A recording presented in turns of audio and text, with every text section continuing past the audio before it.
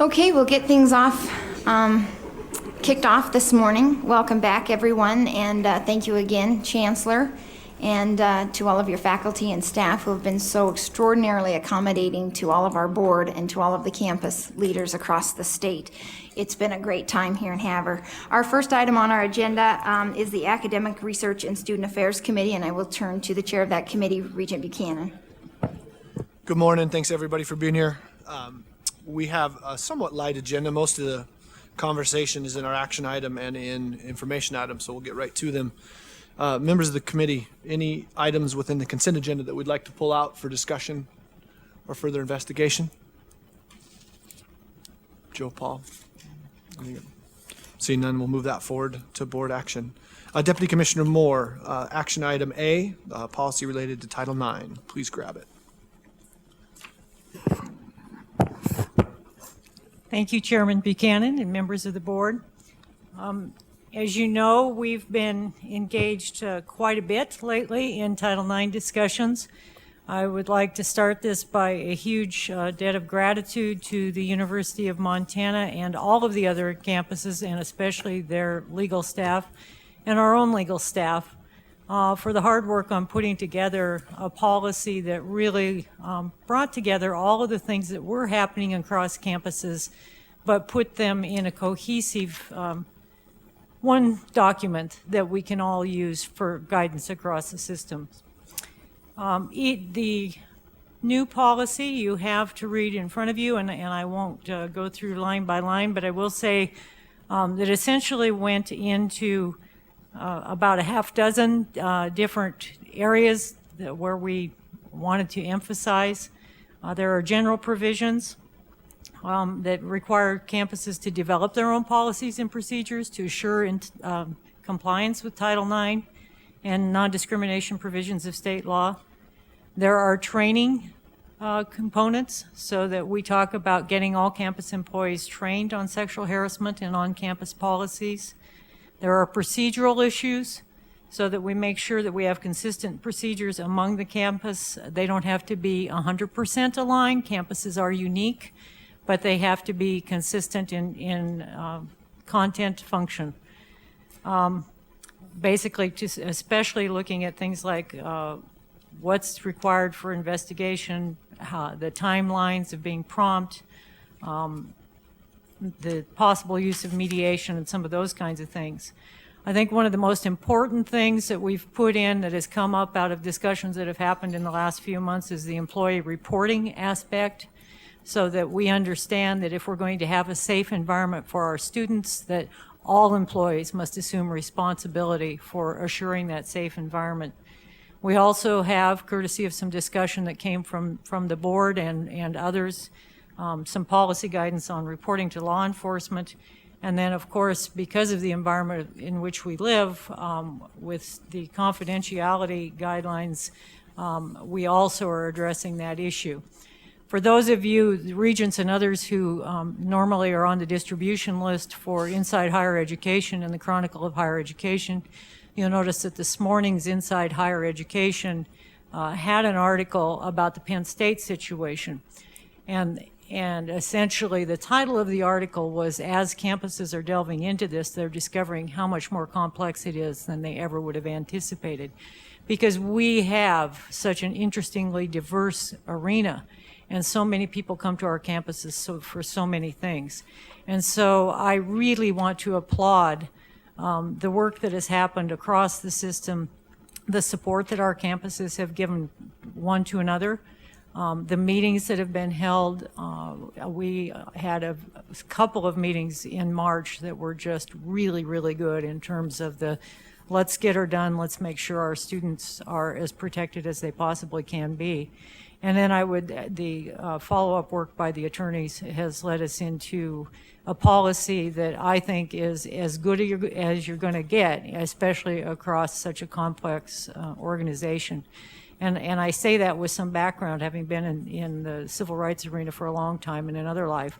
So I would open it up to questions if anybody has any questions or comments, but I will also tell you that in the usual style, that if there are questions, I will direct them elsewhere.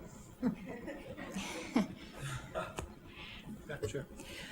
Thank you for that conversation. I'm just looking at the last line, must be approved by University Legal Counsel, and I guess I'm wondering if you can speak to at what point then, are they filed at all in the OCHI office? And is there any review by Kathy Swift, or how does that look?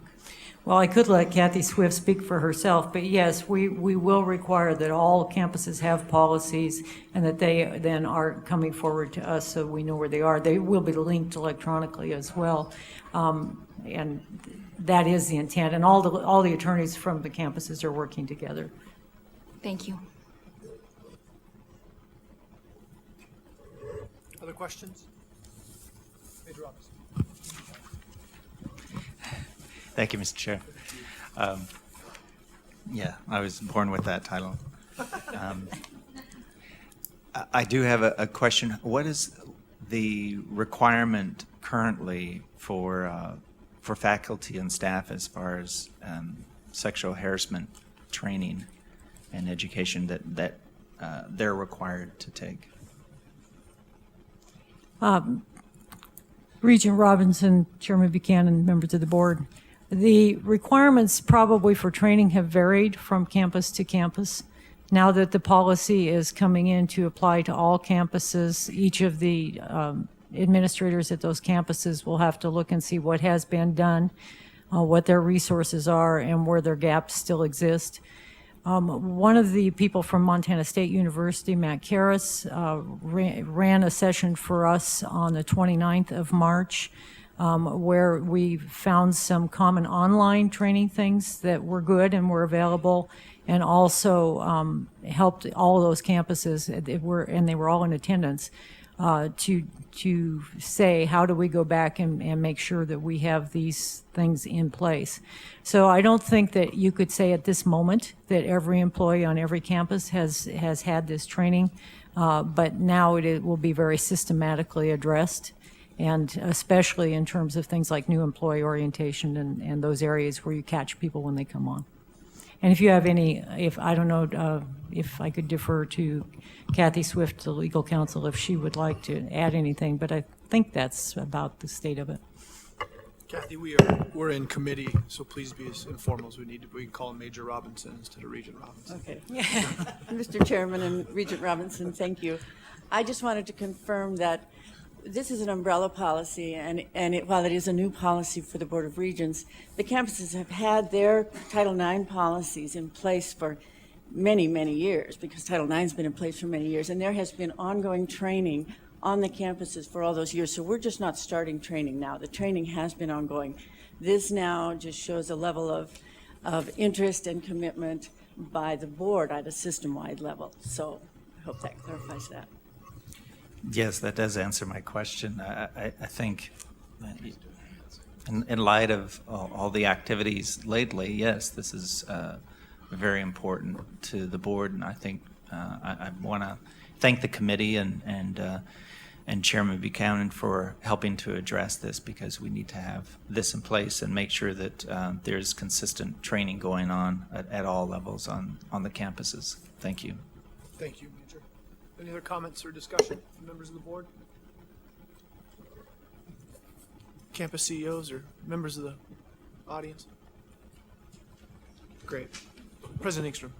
Yeah, Chair Buchanan, thanks. Members of the board, I don't really have much more to say about this, but I do want to say how much I appreciate a system-wide approach to this policy. I think that was really very much in need, and I think that if there is some good that has come out of what we have seen, it's a much higher level of attentiveness and cohesiveness to the way that we approach these issues. So I appreciate the system approach to this very much. Thank you. Appreciate your leadership on the subject as well. Yeah, Chancellor Story. Thank you, Regents. Just a quick comment. The 4C, which calls for the timely warnings or emergency notification, actually that's a tough call, and I just want to make folks aware of that. I've said from the beginning, what do you say and when do you say it? Because you have to be very careful. You need to be prompt and you get these things out, but at the same time, you need to be sure that you have good information. So, not to bring any discussion about, but just to tell the board that this can be a difficult one on how you handle this. So far, I think we've, at least on our campus, we've done it by posting things, and we have an excellent Title IX person. But it's a tough question, I think. You don't want to be too late. It's probably better to be too soon than too late, but it's a question. Thank you for your comments. Any other comments or thoughts or responses? All right, seeing none. Is it the will of the committee to move this forward for action? Perfect. So be it. We'll move it forward to action in a moment. Information items. Information item A. Deputy Commissioner Moore, do we have any discussion on that one? Thank you, Chairman Buchanan. I would like to call out, on the level 1 memorandum, the information or the action from Montana State University relative to the decrease in the number of hours required for a bachelor's in education in 3 areas. They've decreased that requirement from 128 to 120 hours. It was a change in curriculum. It can be approved in our office, but it is significant. We had a discussion here yesterday about time to degree. This was one of the things that Regent Buchanan put into the work plan for academic research and student affairs for the 2011-2012 year. And the campuses, this campus in particular, but we've had this discussion across the system, have started us down this path of saying, are there ways that we get people out with a degree in hand faster? And this one would a little bit slide under the radar because it's a level 1, but I didn't want it to slide under the radar. And I don't know if President Cruzado might want to add anything. Thank you. Thank you, Deputy Commissioner Moore. Actually, all the credit goes to our wonderful College of Education, Dean Larry Baker, and the spectacular faculty who sat for months and took the necessary steps to make sure that the content was going to be distributed throughout a new existing arrangement of courses. So the most important thing of this rearrangement is that students will continue to obtain the same high quality level of education. They will be able to meet all the criteria, learn the skills, accomplish the necessary steps of intellectual enhancement, but they will be able to do it much faster in an abridged manner. It was tantamount to what happened in the College of Nursing and the recommendation that we brought to your attention last December for an accelerated degree program. So again, all the credit goes to the faculty and deans of Montana State University who are being very sensitive to this need and that they know that we can be creative without sacrificing quality of our academic programs. Thank you. Any other comments on that item? Deputy Commissioner Moore? Oh, no, I was just giving you the mic. Good job. Any other level 1 items worth surfacing? Well, obviously, every one of them is worth surfacing. Anything else we'd like? No. Great, thank you. Moving on to item B. President Engstrom, are you prepared, or someone from the College of Technology? We're going to have Provost Brown. Fantastic. Provost Brown, welcome and thank you.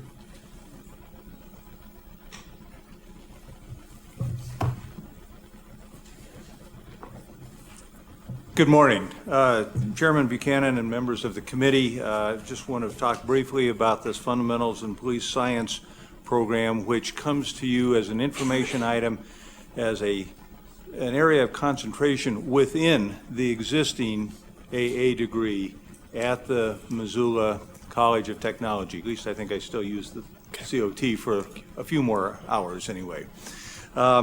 And so it is something embedded within an existing degree program, but we want to highlight kind of the unique nature of this particular program. The Montana Law Enforcement Academy came to us and requested that we work with them, or try to work with them, to develop a program to enable law enforcement professionals in Montana to earn a college degree of one sort or another. And we worked with them to identify how they could fit into the AA degree, which also then has the ability to serve as a transfer degree on into four-year programs for ones that want to go on to a bachelor's program.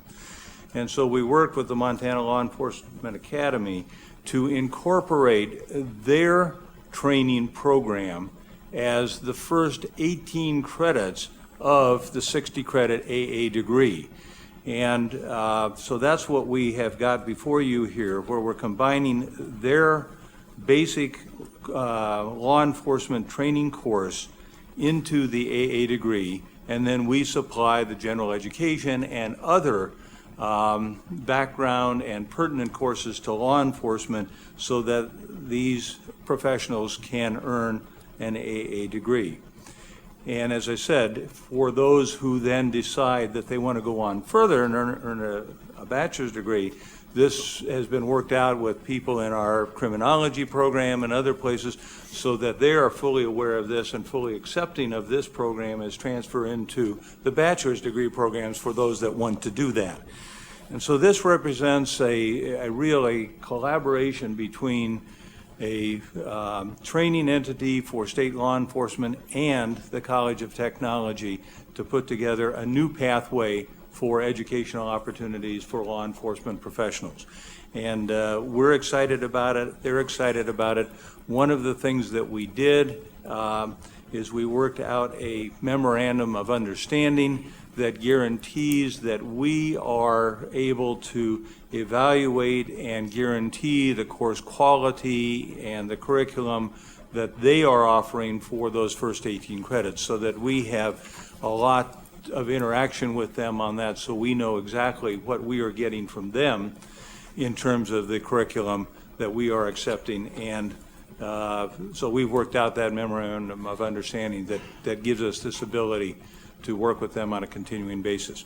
So basically, it's a new pathway. It's a pathway for professionals in law enforcement to move on beyond just the 18 credits that they would normally earn just in that one program and move on to an AA degree, and then possibly move on beyond that if they want to.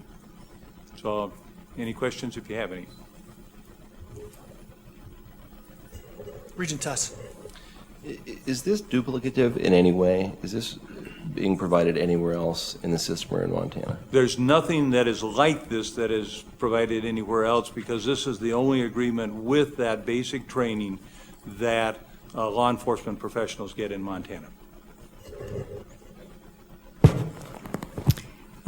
Just to follow up, Regent Tuss, the law enforcement programs are available in other places, but this one is particularly unique, and both Dr. Seck and I were just delighted to see this come forward, because this is sort of the experiential learning approach that people do learn things in other places, and it's also a response to constituent request that they were taking all of this coursework in the police academy, and it wasn't getting credited by any educational institution.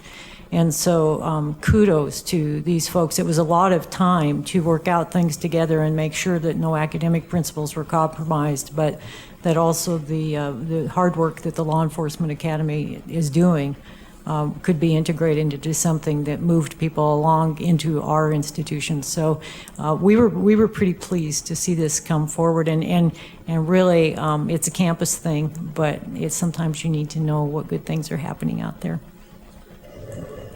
Good question. Any other discussion? Great. Provost Brown, thanks so much for the explanation and for the work. Thank you. Sticking with University of Montana, President Engstrom, you want to introduce item C, discussion regarding doctoral education at Montana Tech? Thank you. Yes, thank you, Regent Buchanan, members of the board. As you know, we have been engaged in a discussion now since really the time Chancellor Blackketter came to Montana Tech about Montana Tech's involvement in doctoral education. This is a question that we have not asked ourselves for the past several decades, I guess for the past entire history of Montana Tech. And so just a couple of observations. I think it is important to challenge ourselves with these kinds of questions and not get into a pattern of just because we didn't do a certain kind of education at a given institution in the past, is that still appropriate in today's world? And so those are the kinds of questions that Chancellor Blackketter and I have been thinking about for these past several months. We have been in full agreement that we want this to be a very thoughtful discussion, a very deliberative discussion, and not just a quick response to a perception that a door is open all of a sudden to do new things. So Don and I have been looking at a set of questions, and fundamental to any movement forward is the premise that whatever we do, there has to be value added to the state of Montana, to the educational system in Montana. That Montana Tech has to identify niche areas that it can add to the overall educational experience in the state and the overall economic development of the state of Montana through involvement in doctoral education. There has to be distinct benefits for students. There has to be distinct contributions from the faculty. And there has to be distinctive interactions with the private sector that aren't in place at other institutions. An early step in this discussion that Chancellor Blackketter undertook with his colleagues was to do an internal review of the capacity at Montana Tech to be involved specifically in material science work at the doctoral level.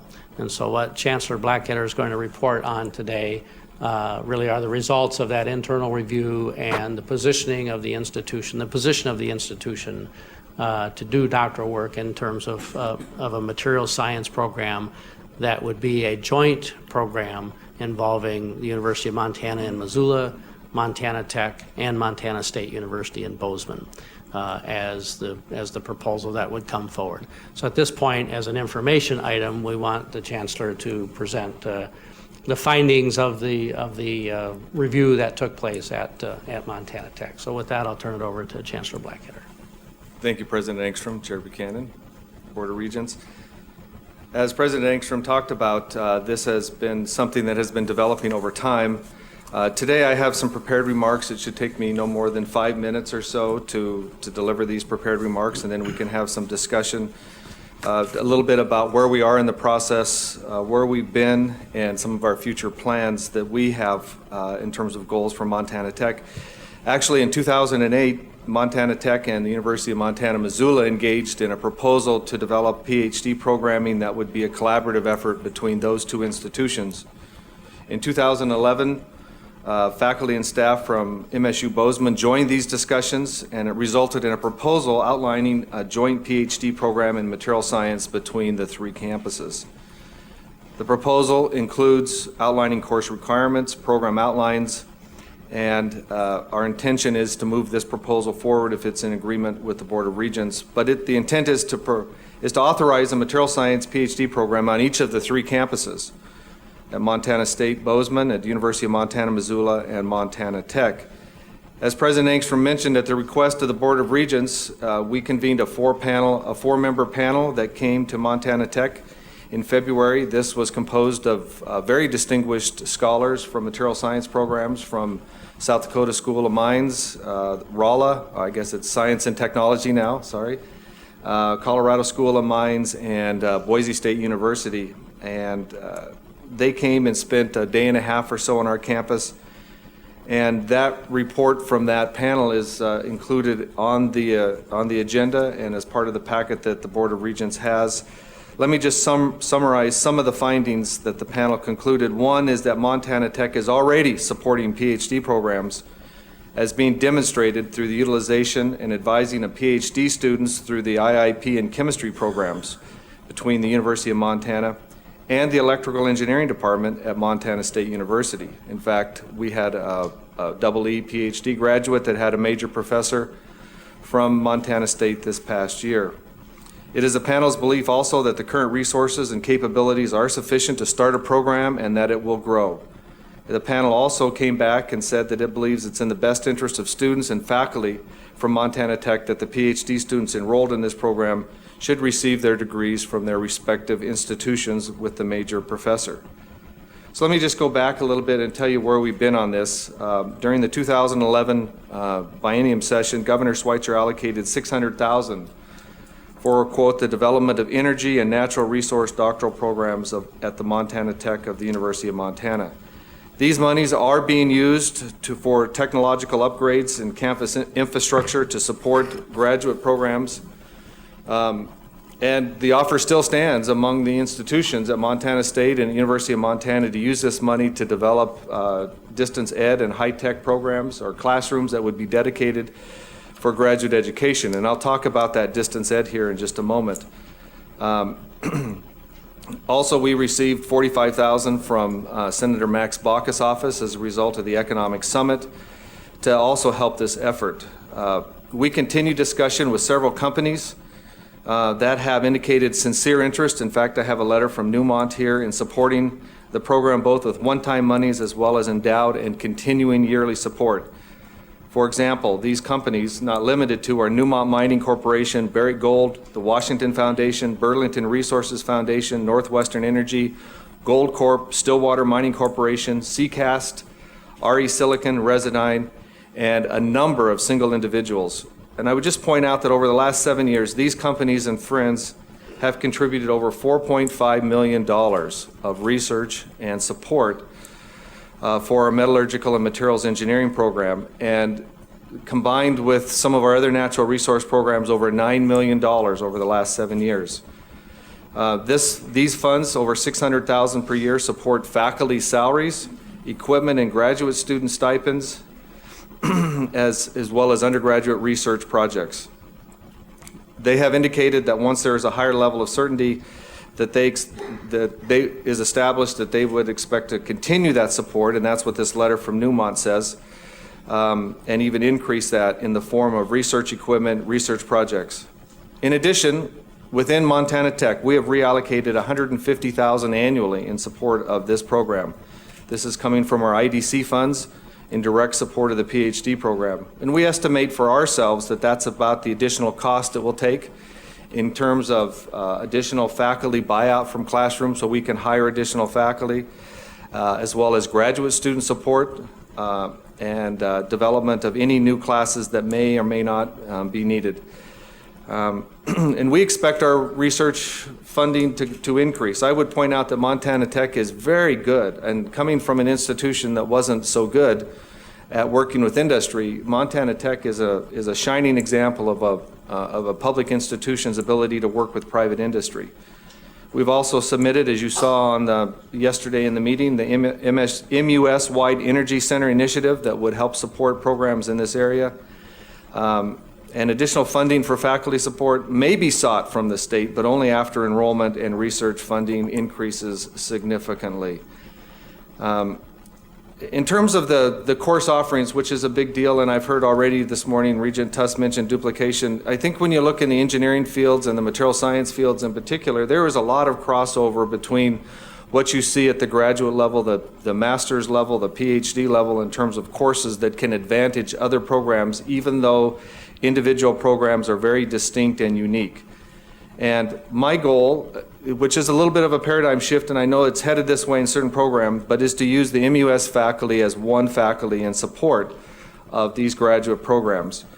Our graduate programs within Montana always struggle in terms of scrutiny on enrollment sizes and number of graduates from those programs. And when you look at our faculty as a whole, if you look at our faculty between the University of Montana, Missoula, Montana Tech, and Montana State, we have a significant number of faculty to be a relevant group of faculty, especially in these unique areas like material science. And I think they pose, together, it would poise us to be able to apply for things like NSF ERCs, Engineering Research Centers, that really require collaboration between institutions and large numbers of faculty. And our ability to be able to offer these graduate courses that have relatively modest enrollments across the campuses is a way that we can actually improve the efficiency of the system. It's interesting to me, and having done this before in another state, it seems to work really well at the faculty level. And I say that sort of smiling because I think sometimes as we move up the food chain, it becomes more difficult.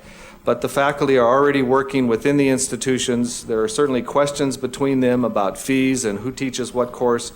But in general, the faculty are actually very good at working together and building these collaborative programs. In many ways, they simply don't care where the line is. They want to work with good people and have the proper courses for their students. This really does support the Board of Regents' goal of efficiency and effectiveness. These coordinated graduate course offerings that you can do at a distance is very effective, is my experience with graduate students in particular. Sometimes there are questions about distance ed, but particularly in the science and engineering fields, graduate students really just want the facts. You know, they want their courses, they want their book, they want to learn the material, they're motivated learners, and so it works very well at the graduate level. We are going to be doing a review from AAS. Deputy Commissioner Sylvia Moore will be organizing a review from the American Association for the Advancement of Science to review all the universities, University of Montana, Montana State, and Montana Tech, to look at how equipment could be used effectively, to look at how the courses could be shared. And this study is being funded by the funds that we received from the governor during the last biennium. You know, Montana Tech, we're really trying to increase our efforts to promote graduate education on our campus. We are consistently the third highest level of research, and on a per faculty basis, we are right with University of Montana and Montana State, especially when you look at our research intensive faculty. We did nearly $10 million in research expenditures last year, and becoming PhD granting institution opens a lot of doors for multiple campuses, as well as Montana Tech in terms of funding agencies that are available for funding. These centers, for example, the Engineering Research Center that I mentioned before, typically require collaboration among several entities. So if you look at collaborations between MSU Bozeman, University of Montana Missoula, we're already working collaboratively with the University of Wyoming, the Pacific Northwest National Laboratory we have funding from, and the Idaho National Engineering Lab are all entities that we would want to engage in such a program once that collaborative program was established. I would just read back to you in closing just some of the ways that I believe that this program really does support Board of Regents' goals. When I look at the strategic plan and our request to offer this program in an area of distinction, when you look at the research and development goal statement, it says establish collaborative programs among institutions, the private sector, and the state to expand research, technology transfer, the commercialization of new technologies, and the development of entrepreneurs. When you look at the graduate education goals, it says expand graduate education capacity and opportunities in order to increase educational attainment of Montanans, fuel economic development, grow the research and development enterprise, and contribute to the cultural and social fabric of Montana and the region. And finally, a Regent goal is to increase graduate degree production, maintaining strong concentration in science, technology, engineering, and math fields. The proposed PhD programming directly and emphatically supports Board of Regents' strategic goals and the natural resource industries that are vital to the economic health of Montana. Thank you. I'd be glad to answer any questions or engage in discussion. Thank you so much for the introduction. And I was thinking about President Engstrom's introduction, that this has been a conversation that's started since you came. I think it is important to note that your predecessor did champion this, and use that as an opportunity to recognize it. I saw yesterday an article that he's now the head of the Barry Goldwater Foundation, which is right. a pretty neat thing. I'm glad to see he's healthy and working hard, but advocated very hard for this same subject. So Yeah, Frank's not able to handle retirement well. yeah, that's what it sounds like. Yeah, we wish him the best. Thank you for the discussion. Regent Teal. Yeah, so I'm really excited about the opportunity for using these distance classrooms and other tools to increase the offerings for grad students and also to maybe reduce duplication across the system in our grad school offerings. And I think that that's something that should be pursued whether or not it ends up with a PhD being offered from Montana Tech. One thing that I would like you to maybe expand on, because I don't know that the report delved in very well into the reasons, is the rationale for why this PhD, in your opinion, should be granted from Montana Tech. Because that seems to be a really important distinction in that we can do a lot of these distance education graduate offerings without necessarily having a PhD offered from Montana Tech. Why do you think it's important that the degree be granted from your institution? Thank you, Regent Teal. I think that's an important topic, and I would turn it one way, and then I'll come back and make my point. And, you know, when you look at reasons for why not, you could probably say, I don't know if it matters. My opinion is if the faculty and the institution are doing the work, they're doing the major advising, you're sharing the courses collaboratively, I think it provides a lot of motivation for the faculty that are on that particular campus. And I think that there is, despite this collaborative theme that I have stressed over the time that I've worked on this proposal, I think it is important to recognize what the individual faculty and the major professors that are doing on that campus in terms of whether the degree is granted there or not. I think it's important for the individuals who may choose to go to a particular institution for particular reasons. When you look at this collaborative program in particular, and you look at the areas of material science that would be covered at the institutions, you could look at Montana Tech in extractive metallurgy, one of 4 or 5 programs in the country that really focus on mineral technology or extractive metallurgy. You look at Montana State, very strong in biofilms and some of the nanotechnology. So if you were a student, you would maybe migrate there. Some of the biomaterials, and I probably can't speak as well, but some of the mineral chemistry kinds of programs that are at the University of Montana, Missoula. So I think the students will go there.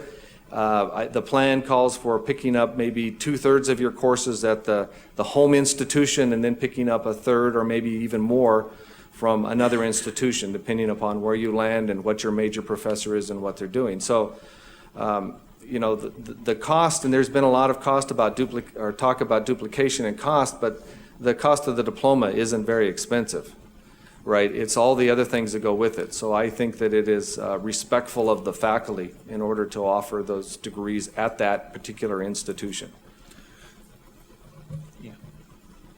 If I could just add a comment to that, Regent Teal. We are still, all of us, independently accredited institutions. When a student does doctoral work, any degree work, but especially doctoral work, that student comes away with the imprint of the institution where he or she did the bulk of the work, the influence of the faculty, the influence of the environment around that person, very much carries the signature of that home institution, if you will. And so if a student were to choose to do the bulk of his or her work at Montana Tech because of the specific expertise and opportunities that exist at Montana Tech, I think because Tech is an independently accredited institution, then the student should have the opportunity, the right, if you will, to have a degree granted by the institution that imprinted upon that student so strongly. Okay. Can I ask, would granting a PhD from Montana Tech affect your accreditation process or how you're classified in national rankings or the faculty pool that you're hiring from? I mean, what are the effects on those sort of topics. It does affect your accreditation, and you do need to have that accreditation, and it would be, need to be reviewed. That is a true statement. We're already on track in terms of the kind of faculty that we hire. We are, like the other institutions, and have for some time sought terminal degree faculty members in particular areas. So I think it would build upon that aspect of the accreditation. But yes, it does affect our accreditation, and we need to be able to verify that through NWCCU. Sylvia may be able to, Deputy Commissioner Moore may be able to address that even more fully. Well, Regent Teal, I think that the other question that you asked was, what about rankings? The rankings game is an interesting arena. It tends to be more on degree production. That's right. And also the research dollars brought in as far as whether you're going to get categorized as a research university and at what level of intensity or level of activity. I don't think, I won't put words in anybody's mouth. We already have 2 research active universities and a third that is research active but not necessarily recognized in the same category. That kind of ranking, I think, on a national level is becoming, it's important, but it's probably less important than what you're doing, in terms of what opportunities are you doing for your students in your state and growing your research and development and the economy where your institution is sitting. So we have the luxury, because we're a system, of being in Montana and being able to look at probably the greater good as opposed to the numbers game and who we're competing with. Thank you. And Regent Teal, thank you for that. It also, when we look at our peer institutions, which we consider at least 4 of them, the Missouri Science and Technology, South Dakota School of Mines and Technology, Colorado School of Mines, New Mexico Tech, some of those and all 4 of those are offering doctoral programs. Some are in the doctoral granting category that's within IPEDS and within NWCCU, and some are not. So it sort of depends on where they sort of push that accreditation level at.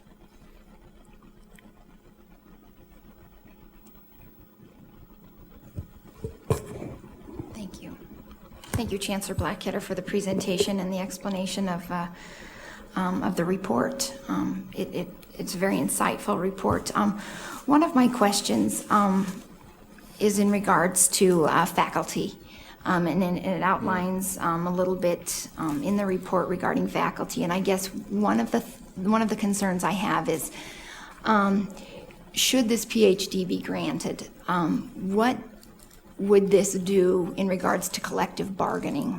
If you were able to grant a PhD to attract and retain faculty to be able to deliver that coursework.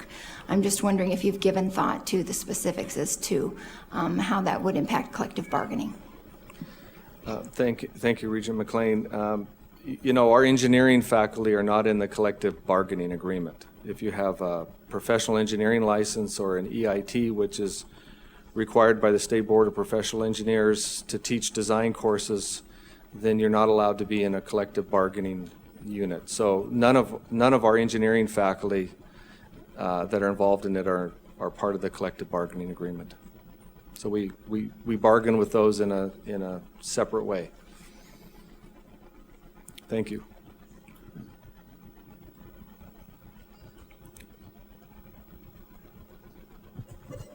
Any other questions or comments on this? Professor Landsberg. John, come on up. We'll get you next. Marvin, go ahead. Yeah, just MUSFAR as an organization doesn't have a coherent opinion on this. So, I'm not speaking for the collection of organizations, but I know we've been paying attention to this and thinking about it at our own institution. And just a couple things on the proposal side. I know early on in the process, some of the proposal paperwork went through the U of M side. Their faculty looked at it through your processes. And it hasn't gone through the MSU side of life yet. So, after sort of this big picture stuff goes on still, there's, those things on our campus still to go. And John can say some more since he's in physics, just about sort of the people that are getting identified as possibly to be involved in over there. But I also have heard the question raised on the U of M side too. Just the proposal when it went through their processes was at a quite preliminary stage. So when the faculty there looked at it, it's evolved a lot since then. And so it might be a good idea. And again, you'd know better than I about exactly what's going on over there and my colleagues in the Senate there, but whether it needs to be rerun even over there, because I just know from the first time it was sent through, it's changed quite a bit. So just in terms of process for faculty on each campus looking at it, I know since everybody's involved, it's kind of a complex bureaucratic environment. So besides this big picture stuff, there's that, and and I mean, and then the other thing, this is sort of my comment in general about these things. I mean, I love the whole notion of collaborative possibilities between our different institutions, so and filling needs is what we're all about here. So if there's ways to sort of make this thing all happen, I think it's an exciting possibilities, and yet in times of constrained budgets, I mean, then that really needs to be scrutinized, and I guess I would like to see, I mean, I'm not making decisions here, but I mean, at some point, the detailed budgets involved in how it's going to impact things, I mean, I would hope then you could see that so that you could really then make that the big picture decision in terms of the budget environment. Just again, I know you've got some of those numbers in here, but I haven't seen those. Right, and the proposal, let me just comment on that. The proposal that went through the University of Montana, Missoula in 2008 really has not changed much since then.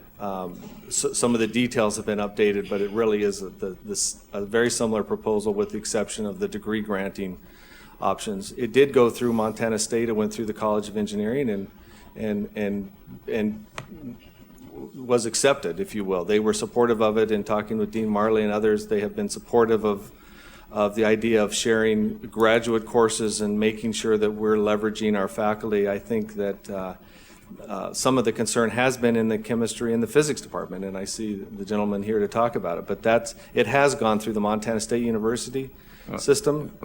Yeah, I can explain. I mean, we have different processes. I understand. So I understand what you're talking about. The liaison with the departments has happened, but then the proposals that are required to go through the faculty. That's a true Senate, statement. I agree with you. Those haven't happened yet. Yeah, members of the board. I'd like to say, first of all, this proposal came, under my attention last year at some stage late in the year, and I was very surprised to see my name listed as one of the faculty members in materials research, and in fact, I was never consulted about it, nor were many other faculty members. So it could be that it's gone through departments and deans and so on, but individual faculty really haven't had a chance to consider whether or not they feel that their individual research is such that it would fit into this general materials schematic. So I think there could be a lot more communication about this whole issue done, at a university level with the individual faculty who ultimately could be stakeholders in this. The other thing that I think is very important and doesn't appear in this particular proposal is the cost. There's one issue here that's raised. It says simply course reductions from 3 to 4 courses per semester, and that appears in this document. Research-intensive faculty in these fields typically teach half that much. So I think you'd have to be looking at increasing the number of faculty significantly. So cost really does need to be addressed and should not be just considered a secondary issue. The other thing is research equipment. As an example, me as a materials researcher, my laboratory has about $1 million worth of equipment in it. And you could imagine what the needs might be in this particular field. So also I'd like to say that getting research funding for equipment is very difficult. So since I've been at MSU now for 10 years, I've received one grant for about $250,000 and been trying to get a second one together with somebody in materials research as well for $300,000, and have failed 3 times. So it's really rather difficult. So I think that probably you can assume that the bulk of that funding for any needed equipment is going to have to come from internal state sources. I guess, in that vein, it would be very useful to have a list of all research equipment at each campus, its location, and accessibility to student research projects. And then finally, I have yet to see in any of these proposals any CVs of the researchers, and I think these are very important. Whenever I submit a research proposal, I have to put together a 2-page CV, an abbreviated CV, that lists 10 of my research publications, lists some other important information. Also, a list of my current and past funding. I think that this kind of thing needs to appear in a proposal as well. So any proposal that you ultimately see on this, I would expect it would be easily 200 to 300 pages long. Okay, you need a lot of information to make a decision on a project like this. It's very, very critical that you look at this from a cost aspect, I think. And, finally, I would say that there are certainly many on campus who are very excited about this possibility. So it's definitely worth investigating in a lot of detail. It just requires some very careful consideration. Thank you Thanks, for Dr. your time. Meyer. Appreciate the comments. A couple of comments on that. I appreciate those are great comments. Let me build on that. In terms of the faculty numbers, I think collectively, I think that's my point. If we are able to really coordinate and collaborate on those courses, I think it actually would help save the number of faculty that we need for particular graduate programs. There are a number of courses at the graduate level in, say, engineering or in the sciences that are common between unique programs. And so I think that this is an opportunity to do that. In terms of the funding, we have reallocated funding within our program to support faculty and faculty numbers. They are looking at their undergraduate curriculum for efficiencies within that program to reduce their faculty loads. In terms of equipment, we're actually very, very capable in terms of our equipment, and our funding for our equipment is typically, I agree with the professor that it's difficult to find federal or funding for equipment, and so we have been strongly supported by industry. So those numbers I mentioned with the $4.5 million over the last 7 years, significant portions of those funds have gone for specific equipment, and as the panel that came in February noted, our equipment is there and is of high quality, and we need to figure out how to share that within the MUS system. So those are good points, and I think they are important to address if this proposal would come forward for the September meeting.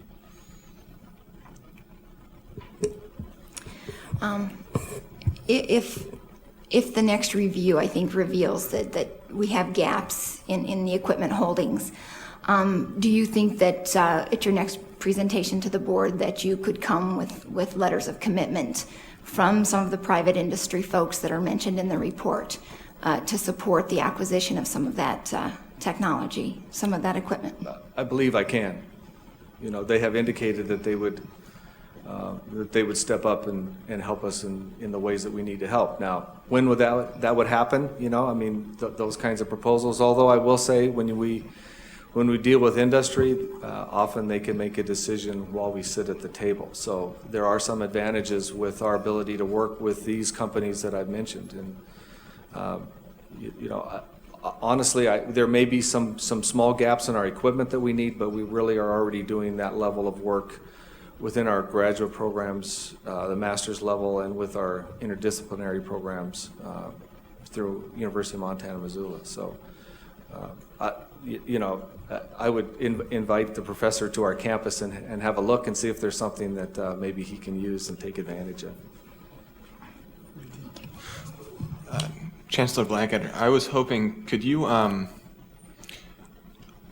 just lay out for us your conception of a timeline for developing a more detailed budget and then bringing this back to board consideration? And then also I was hoping you could maybe talk to long-term, what's your vision as to how this affects the shape of Montana Tech further into the future? I mean, what's the long-term effect on the institution? Where are you trying to go? What's the vision? Well, in terms of the proposal, much of that has already been prepared. And so it would need further communication with the various institutions and fleshing out on it, but we're not starting from scratch. This started in 2008. So I think that, we could come forward with that maybe, mid-July or something in advance of the next meeting. In terms of Montana Tech, it means a lot to Montana Tech. I think in terms of, if you look at the unique programs that we have in the material science, the extractive metallurgy, our geophysical and geological engineering programs that deal with natural resources within Montana, it really moves us in the direction that we want to go in terms of providing these unique programs. I think it really speaks to the resources, and I didn't mention petroleum engineering, but that's one that certainly is a unique program and relevant to what Montana needs and is developing. I do think that Montana Tech is a special place in terms of the states around the country to have a Montana Tech. It's really one of 4 or 5 or maybe a half a dozen institutions that really focus on those natural resource kinds of issues. And so I think it moves Montana forward. I think it moves Montana Tech forward in terms of its goals to be truly significant within that natural resource area. I just think it's the way that we're headed, and it's the way that we need to head. And again, I think Montana needs to take advantage of this special institution that we have that is pretty unique among the United States.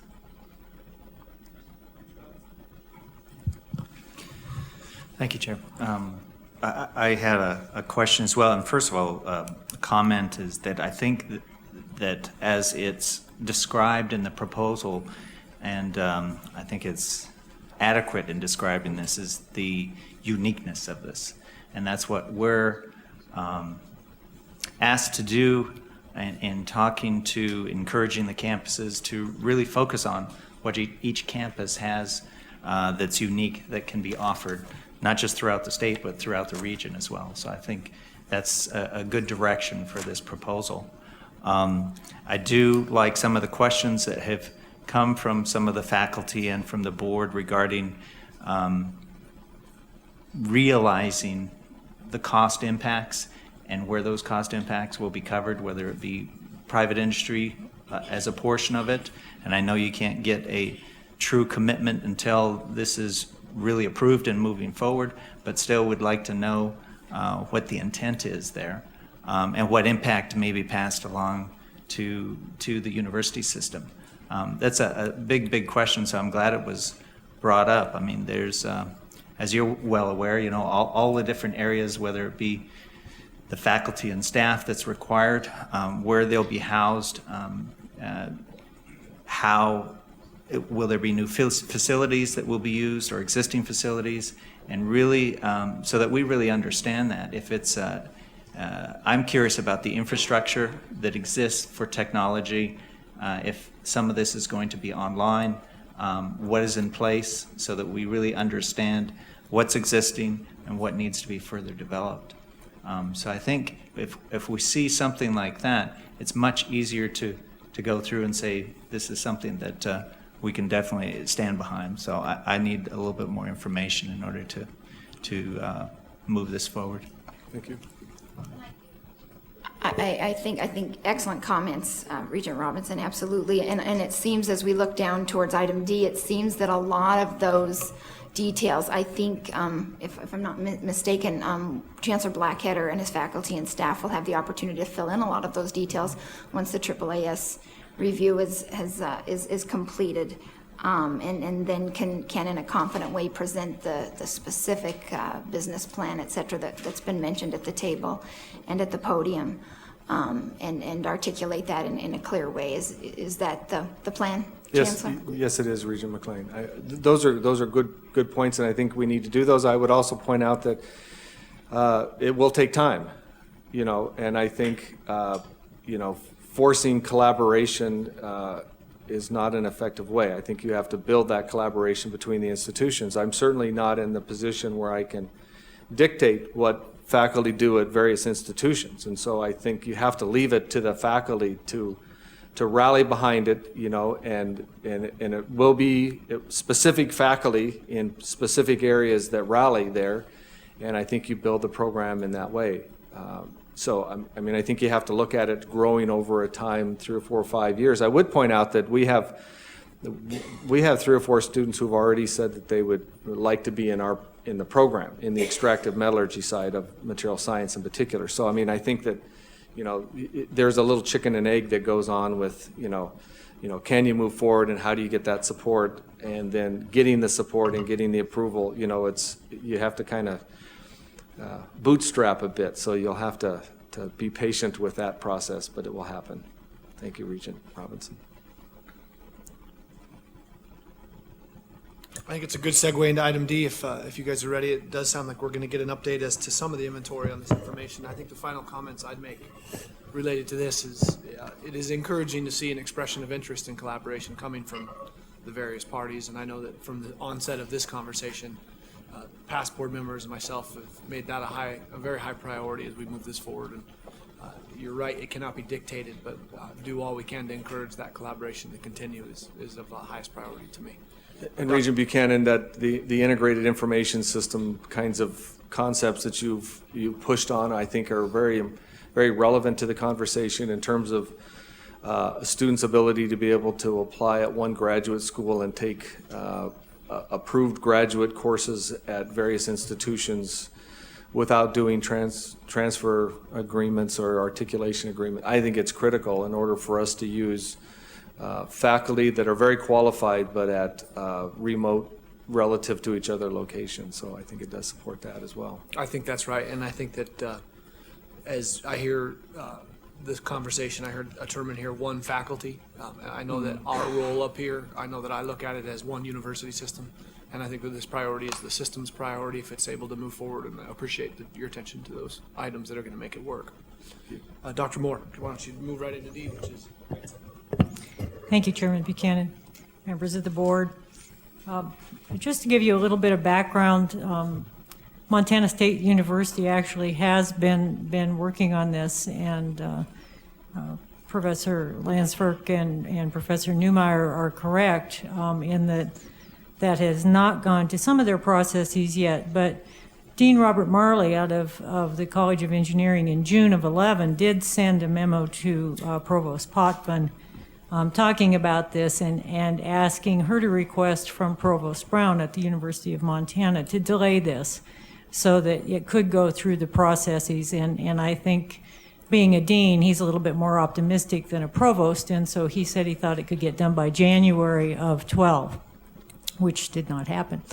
But in January of 12, the two presidents asked if I would get involved with the Montana University Science and Technology Advisory Committee and the research part of academic research and student affairs, and see about getting a American Association for the Advancement of Science review for our capacity in the system for this program. Subsequent to that, we've had some fits and starts, and we wanted to get Montana Tech's Step 1 review, which was their own review, done first.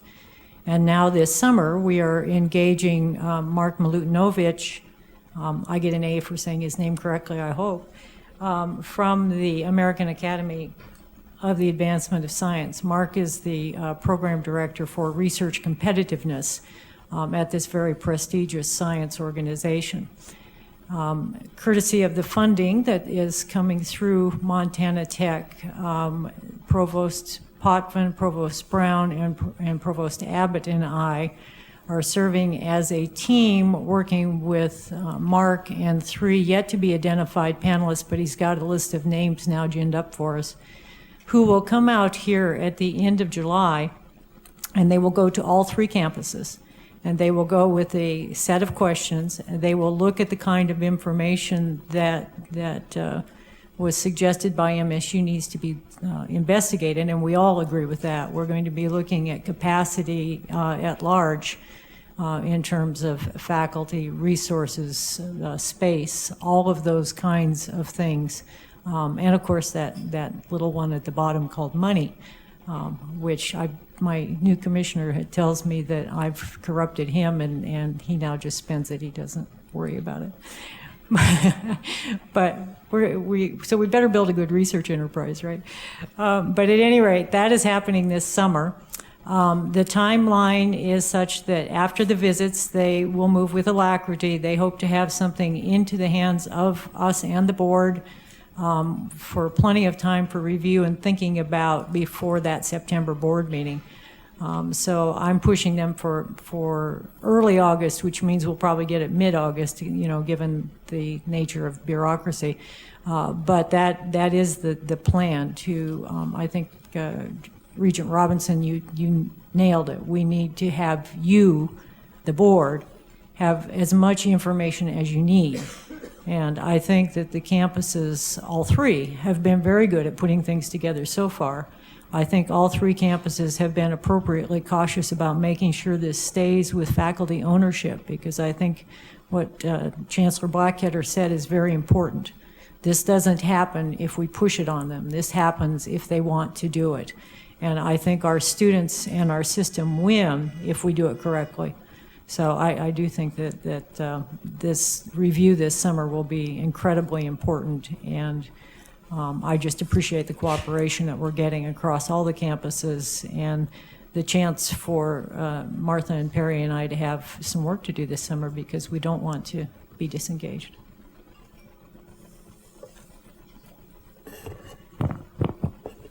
Any other thoughts or comments there? Great. I heard you say we better build a strong research enterprise. I would say that I think that the state already senses we're well on our way to a very strong and well-established research enterprise, and it's exciting that we're at a position where we can expand on that and have that conversation. Moving on to item E. Sylvia? Well, thank you. We were going to have a report on American Indian Minority Achievement today from Brandy Foster, who is the director for that in the Office of the Commissioner of Higher Education. Brandy was not going to be able to be here. She was on her way to the inauguration of Florence Garcia over at Fort Peck. And she unfortunately was traveling for us to a meeting in LA and became ill, so she's not going over. But I do know that Chancellor Grothseth is going, and I think Chancellor Limbaugh's wife is going. And I don't know if Regent Robinson, if you wanted to add in anything. Thank you, Dr. Moore. For those that weren't aware, at Fort Peck Community College, which is a separate and independent tribal community college in Poplar, Montana, today, shortly here, in about 20 minutes, they'll be inaugurating their new president.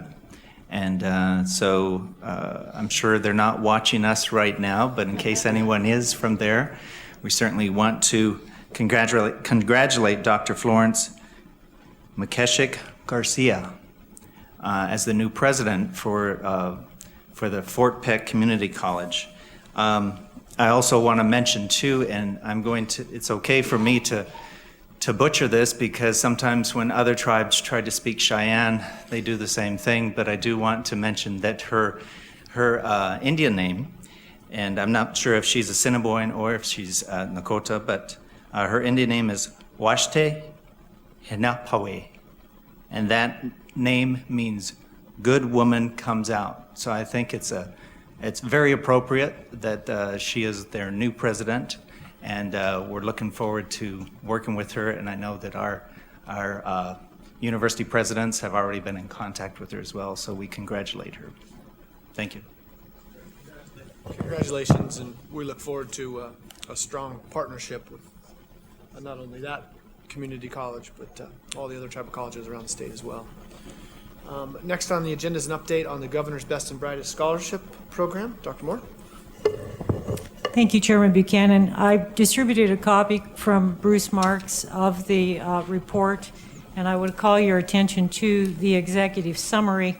Essentially, this is clicking right along and has been an asset for the system. I'm not going to spend a whole lot of time on talking about it. I would just want to thank all the people who have contributed data to it and the people who work on it. What I would like to do, and I would entertain questions to the best that I can with Bruce Marks not here, but I would like to point out just at this moment, take a little bit of privilege to point out that at the start of 11-12, we did have a work plan for the committee. And this was a very purposeful strategic planning type work plan that I want to commend both Regent Buchanan and Regent Robinson. I traveled over to Billings a couple of times. Tyler Trevor traveled with me once. And we sat down and got ideas from the regents, and then as their staff, the commissioner staff, put together with them this work plan. And as Associate Commissioner Trevor and I were talking this morning, it's been hugely satisfying to put a plan in front and get some things done. And one of the things that we had, besides prioritizing programs, which Regent Buchanan and I will be known for probably for a long time and maybe not in a positive vein, we had things on advising, including best practices. We had things on affordability, and we've seen that come forward. And we had things on innovative delivery of curricula, and we've seen that come forward. But one of the things that the people who are responsible for administering this scholarship do is help us with some of those components that were important in that plan. And so obviously Bruce Marks is in on that, but at the last meeting, you saw Ron Muffick and you saw some of the campus personnel who are engaged in working with our students. And so I just want to take a moment to congratulate and acknowledge the hard work of the regents and Regent Teal, Regent Tuss. The committee has changed a little bit as we've gone across the year. And then the people in the commissioner's office, Associate Commissioner Trevor and Ron Muffick, and others, our legal counsel on that. But this, I think, is a model for what you've asked us to do, and I hope a model that we will continue. And besides, I like to go over to Billings in the summertime and get Todd to take me out to lunch or dinner. It's always a good thing. So I digress a little bit, but I would take any questions on the scholarship if people have them. Madam Chair. Doctor, thank you. If you turn to page 16 and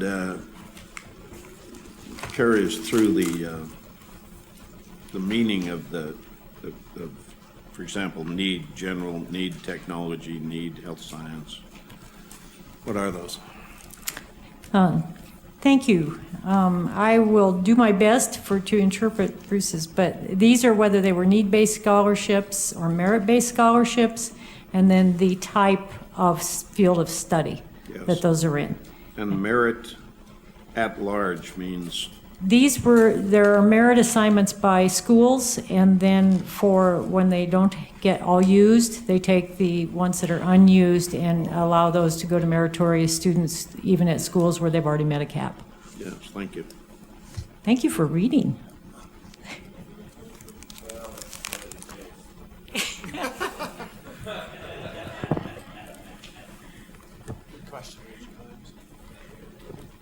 Any other comments or questions related to the scholarship program?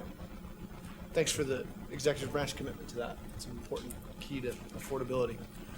I believe Provost Brown is back up with an update on our ebooks pilot, which we initiated last summer. I remember lunch in Billings as we talked about this. Thank you, Chairman Buchanan. Thank you, Chairman Buchanan. And members of the committee, let me just address you again on the ebooks project, but some of you are new members of the board, and that's why I wanted to bring, or the Board of Regents, and that's why I wanted to bring this back to you, because there are some decisions that will come to you later with regard to this, not today. but I want to make sure everybody understands what the project is and what has been happening. And a year ago, we embarked with our bookstore at the University of Montana. The bookstore took the lead on this particular project of developing with some faculty members a pilot on ebooks so that students could actually get their textbook materials through the internet and in an electronic form rather than a hard copy form. And there were several different reasons for doing this. One is to see if we could reduce the cost of course materials for those individual students. A second one was to increase accessibility of course materials to make sure they had all the course materials in their hands. A third was to create a viable and stable business model, and we wanted the pilot to help us do that. A fourth was to eliminate what is an inequity in traditional textbook model, because you start out with a new book, somebody buys it, then they sell it back as a used book, somebody else buys it as used book, sells it back, and then it's bought a third time, and after the third time you can't sell it back. And in fact, the highest cost to any student at all is the third buyer of the book, interestingly enough, because of the sale back provisions and different percentages. And so there's an inequity for different people in this particular thing. And the fourth one is really to leverage the digital opportunities for pedagogy that occur through an ebook, where you can add in video, you can add in graphics, you can add in exercises, you can add in immediate feedback to exercises and things of that sort that just doesn't occur on a regular textbook kind of thing. So it had all of these objectives. In the fall of 2011, the ebook pilot was tested with 4 math courses, including 52 sections of those courses, and 2 biology courses, 4 sections of biology. So we had a total of 56 sections of courses, 1,741 students participating in those courses and participating then in the pilot. The result is basically, starting with that first objective on cost, under the pilot, the reduction in savings for the math courses was approximately 25% from books that were originally priced at $110 to $130. So the students were saving about a quarter of that price with the ebook model. For the biology courses, the saving was approximately 50% from books that were priced between $128 and $195. And so a substantial price reduction in both cases, but more so on the biology courses than on the mathematics courses. The materials were available to the students the first day of class. They had everything that they needed. They had all of them, so we achieved that particular goal that was set out, or that objective that we had. We also had a download capability added into the pilot so that a student that really wanted a hard copy could have one printed for them. Out of the 1,741 students, 72 opted to have a hard copy, and they got that at the cost of printing. So they did have that option, but obviously not very many people out of the total took advantage of that particular option, and I suspect over time that kind of thing would decrease over time as well. We're still working on the sustainable model, because to really make a sustainable model, business model for these things, it's going to take more publishers participating in this activity. The pilot was run with Pearson, one company.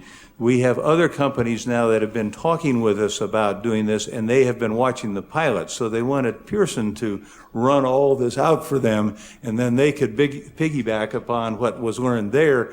And I think we'll see some other people coming into the picture. But it's going to take more publishers, and as more publishers come in, we'll also see the price go down, I'm pretty sure. I mean, that's the way it looks on this particular thing. So I think that's a real advantage to us. Certainly it solves this inequity problem. Everybody pays the same price for the book, and so one doesn't get a bigger advantage than another one out of this particular thing, but they all get a reduction in total cost anyway. And then clearly, as those that have worked on the internet and worked with various pedagogical things that you can do on the internet, these ebooks really do add a significant flexibility to what you can bring in, because a person can be reading something, run into a word they don't know, click on the word and get a definition. They can come to another place where an illustration through a video or something would be really great. You click on it and you get that. If you want to go back, you can go back. You put the exercises in there, and students get immediate feedback, just like a game, which is immediate feedback, where you can get it on a math problem or something like that, and then it will tell you where you're making your mistakes and go back and do those things. So there are a lot of things that can be done with these things that make this thing work very well. The faculty members that were involved then chose to do it again in the second semester. In the spring semester, we had over 1,300 students in the spring semester that participated in this as well, and faculty courses. More math courses were actually added in, fewer sections of each course, but more math courses in total were added in the spring semester. The response has been good from students, been good from faculty members, that we haven't forced any faculty member to do it so that they opt into this particular thing, but they've liked it and it has worked very well. And so the pilot has been very successful. The thing that we're going to need to talk with you about at a later date is the mechanism for recovering the costs associated with these books, because the books have to be purchased by everybody the way the publishing companies are putting this forward. There can't be an outlier, and so we're going to have to, at a later time, come back and ask for a course fee that represents the cost of the book. But it will be a less expensive book than if they went to the bookstore to do that. And so the pilot has worked very, very well, and we're very, very pleased with that. And if you have some questions that I can't answer, Brian Thornton from our bookstore, he's the manager, is here, and so he'll jump in and answer any question if you have some that I can't answer. But anyway, it's been very good. One other thing I want to highlight for you, and it's an exciting thing. It's related to ebooks. It's not this particular pilot, but Professor Doug Emlin, who's in the Biological Sciences Division at the University of Montana, was just featured in Nature. And Nature, many of you know, is one of the two most prestigious science journals in the world. Nature and Science are the two. He was just featured in Nature for an iPad app textbook that he has developed on evolutionary biology. And this is a new thing where with the iPad app, you can sit down and you can create the book. You do end up working with a publisher to help, get the cosmetics all taken care of, but you really publish the book right there on your iPad and put this particular thing together and bring the pieces. So he was featured for doing that because it's a new way to do things. And one of his things that Doug has talked about is that this really gives him appropriate pedagogical options and things that he can choose to really help the students not only learn, but retain. And so we're really proud that he was featured in the most recent issue of Nature with regard to this. So I would stand for any questions that you might have about the project. We will be back to you later, though, with some discussion on financial models. Well, great. And I may be getting ahead of myself then with the question, since you'll be coming back with financial models. I guess so now as it works, the school acquires so many licenses to each text, correct? And so Yes. then when you come to us, then seeking a course fee, then that would pay the school for the use of that license. And then, correct? It would pay for the text that each individual, by paying that fee, gets the text instantly on their computer. Okay, and Yeah. Please come on up, Mr. Brian, Come on up.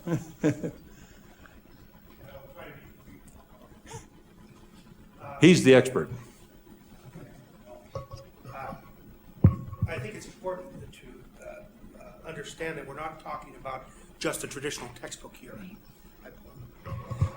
We're talking about opening up the possibility, and these things already exist, but it's a matter of finding a way to pay for them. The possibility of doing all the homework, course assessments.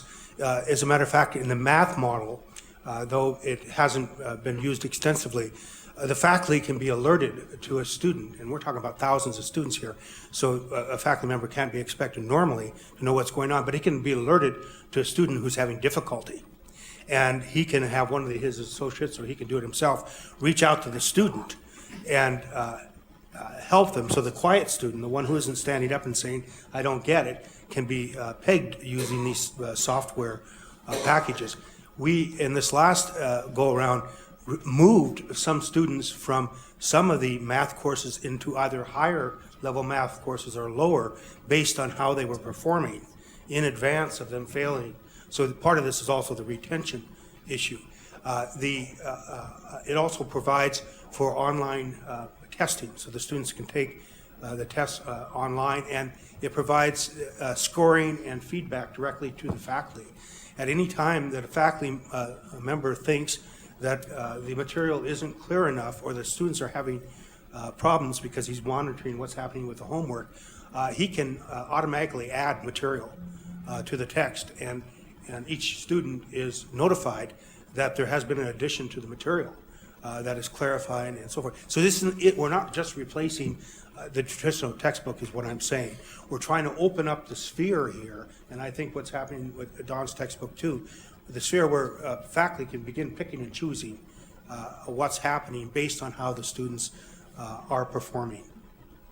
Absolutely. I think that's such a key part of the conversation, is I think it allows faculty to be responsive to the individual needs, allow for individualized direct instruction, and I think it's a great intervention tool, as you mentioned. And so my question is, I think as we look to the financial model, is I'm wondering about the expiration of the licenses, and if we've gotten into the weeds there at all. And then if the student then, once that semester's done, does the student have the option to continue to keep that material or whatever as a resource?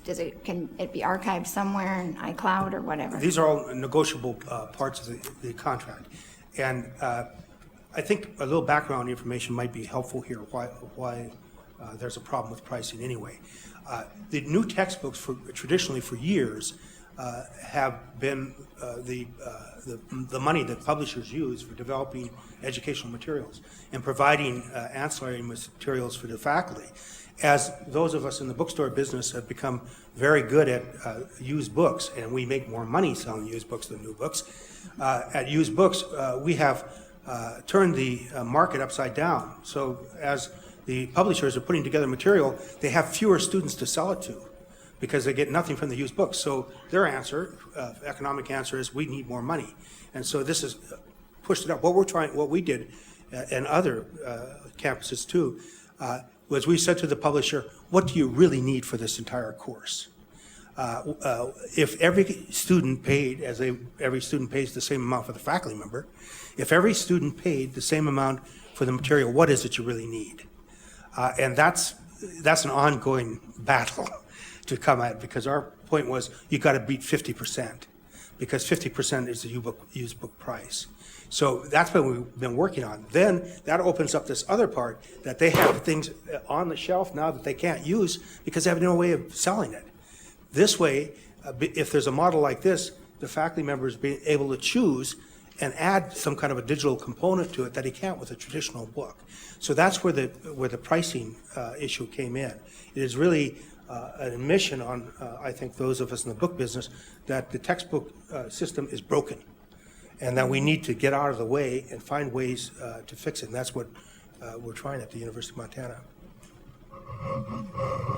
Regent McLean, was there additional things to that question that you had, or did we get most of it? You got it, and Okay. I just think it's a really exciting opportunity, I think, for our students, for our faculty to differentiate instruction, and I think we're on the cusp of something really exciting here.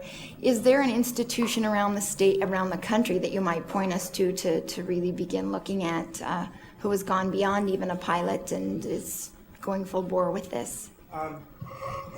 There have been some problems with this model at other institutions. It had been run at Villanova, but the choice that was made was to have a course materials fee for every student. It was the same amount for every student. And it didn't take the liberal arts people very long to realize that they were paying more for the course materials and subsidizing the the kids in the physics, or students in the physics classes. So that didn't work. And then there had been some work at California. Nobody's really worked out the details of the negotiation and the financing and so forth. But I will send the board members links to those places that do have some programs, and I do have material I can provide to show you how they're working. But we are, in fact, on the cusp. Thank you. Very exciting. Regent Robinson. Thank you, Chairman Buchanan. I want to first thank you for bringing this forward, and I'm aware of the decision here from the board for you all to start to implement it and study it. And also, I think it bears saying that Steve Barrett was a huge proponent of this, and so we want to acknowledge all of his work on this as well to really initiate this. So a question that I have, and it can come with the further assessment of this when you bring it back, but you might answer a question now, is the mechanism to use it. You'll have to have some type of reader in order to utilize it. Has it been discussed or considered the impact that it could have to students that are on a low income or that might not be able to afford the equipment for it? And how might we address that? Because I think we don't want to implement it for everyone and just expect everyone to be able to pick that the mechanism up in order to utilize it. So I think that's something to consider. Yeah, that's definitely. Go ahead. Well, I was just going to say, Regent Robinson, I will turn it over to Brian to answer that. Okay. Yes, that has been considered. However, I think we're at a point now in technology where success in college requires access to a computer. And we have places in the library and other places to do it. Our students can work on another friend's computer. But I think as important that is, I don't think it's anything that should be a roadblock to moving forward. I think we're so far down along that even an old-timer like me is currently rereading Dickens on my cell phone. So I think the world has changed that way. We are addressing the issue of accessibility, which is an important issue. And in the current pilot, if there was anyone identified who had any kind of disabilities, we provided that material. I don't honestly think that there was anybody that came forward and needed anything more than there was. Other than I know that about in that group of 72, there were probably people who had problems working with technology. Great. If I could follow up with that as well. I'm grateful that you're looking at that. I'm just saying that we can't assume that, so we really do have to ask that question and make sure that we make allowances for that. And especially, I mean, one option, like you said, is to have access to public computers in order to utilize it as well. But there too, depending on the hours, most students want to take their book home and study in their dorm room or wherever they're at. So I think it just needs to be considered overall as we move this forward. Yeah, I think it's but it's great to hear the response that you've gotten already and the cost savings that could be realized because of this. Yeah, those are two important. I go along with you. I think the important thing here is opening up the entire marketplace of ideas. Right now, if you are an independent author and you can't get picked up by a publisher, you have a tough time getting your material out into the marketplace. And so I think this is a way to expand some access, which has gone away. In the time that I've been manager of the store, 32 years, I've watched the number of publishers go from 150 down to about a core of 7 who own it all. And though they deny it, in that whole transition, there has to be some loss of quality information. Madam Chair, Mr. Chairman. Mr. Provost, I don't know if this question is best answered by you or Brian, but the bookstores are private enterprises, is that correct? The bookstore at the University of Montana is a not-for-profit corporation owned by faculty and students. Owned by faculty and students. What do you anticipate this switch from hard copies to the screen will do to revenue? I think it'll decrease it. But then, To the point where you're concerned about it, or? well, I'm an eternal optimist, and I believe that as we move forward and revenue drops in this area, we're going to have to find creative ways to reduce our expenses and to do other things to increase revenue. I think it's important for us to continually look at our mission, and nowhere in the mission does it say that we're supposed to figure out a way to save the current textbook industry. So that's, and for a guy who does the finances, you bet. That's something that I'm looking at all the time. But I also know that as we move along here, it's going to be our responsibility to fit the size and the scope of our operation into the revenue that's available, and that should not be a hinder to finding a way to reduce the cost of the overall for students. Well, that's refreshing. That's a refreshing answer, I must say. Mr. Brown? Yeah, Regent Williams, if I just might make a brief comment, and it's the obvious one. There were textbooks for 1,700 students that they didn't have to store in the bookstore at any point in time, which reduces their demand for square footage and allows them to either use that square footage for other products or to actually, over time, reduce the rental space if this thing catches on. Thank you. Professor Newmeyer. Hey, members of the board, my name's John Newmeyer. I'm a physics faculty member in physics at MSU Bozeman. And the last 2 semesters that I taught a class for non-scientists in physics, I used a book from J.C. Wiley, which is a very well-known publisher in science. And they have also an online system for answering the problems and questions in the back of the book. And I used that one semester for, my class was about 50 students, and I really didn't ask the students for their comments about the online system and the online text. And then the next semester, toward the end of the class, I did. Just in class one day I stopped and I asked for their input on the book and the online system. And to my complete surprise, they were uniformly, I would say, 100% negative. I was so surprised. So I would say that, as this program moves forward, it would be very, very important to ask students for their input as to how they feel about this online text or e-text or iPad text, whatever it is, and how they feel it works as a substitute for a paper text. And I think it's important that in that area that it's actually the faculty that will be communicating, as you have, Right. with the students. And this is an option for you. This is not a mandate in any Right. sense. Right. So what we're doing with this is just putting another thing on the shelf for the faculty. Yeah, But if you that's find right. it doesn't work for you, or if the Yeah. students don't find, then it's your choice. As a faculty member, it's fairly easy to assign homework problems through these systems, and then it's graded automatically, and the students can, do 2 or 3 attempts on a problem. New numbers are substituted in when they do the calculation. So it seems like a dream, but the students just hated it. It was very frustrating for them. They didn't like this point and click system of answering problems. I was completely surprised by that. So, and then there's another thing about the pricing of it, which is really surprising. So, for example, you buy the book, you order the book with an ISBN number that includes also the online access. Okay, there's 2 different textbooks, one with and one without online access, and the online access book is probably a few dollars more.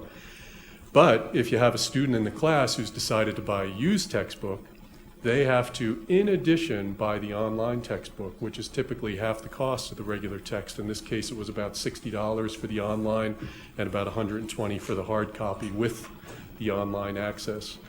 Those students who bought this used book and maybe paid $50 for it or so on eBay, then they were much surprised, and I was surprised too that they had to pay this extra $50 or $60 access charge.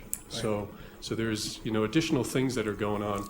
I Yeah. think these publishers, they're out there to make money. Right, and That's the reason main- for that is that's how the publishers have worked out to pay for these other things that I'm talking about. Right. Is by charging extra fee. It's a disservice to the students. Yeah. And that's why in our model, we said if a student wants to print this thing out or wants us to print it, we'll give it to them at the cost of printing. Right. But it's a disservice to cause them to buy a used book and then have to pay the same amount anyway. Yeah, it's great to look at these options because nowadays students are paying about $1,000 or $1,200 per semester for books. It's amazing. So anyway, thanks. Professor Newmeyer, I can appreciate your comments, and I think that we're going to see, if there is dissatisfaction with some of this technology, I think we're going to see it reduced as students continue to come out of the K-12 systems that are looking now. We're using almost all internet-based assessments. The Montcast will be replaced with an internet-based assessment. A lot of what we're doing to deliver our literacy and math needs K-12 are being done by the computer. So I think that our students are going to be more ready for this type of a textbook in the next few years as well. Good discussion. Any other comments or thoughts? That said, our committee's wrapped up our agenda here. So before we hand back the gavel 10 minutes early, any public comment related to issues under this subject that's not on the agenda? Great, seeing none. We'll see you in a minute back in committee. Thank you, Mr. Chair, and I think we will recess now until 10:30. See you back here. 10:30.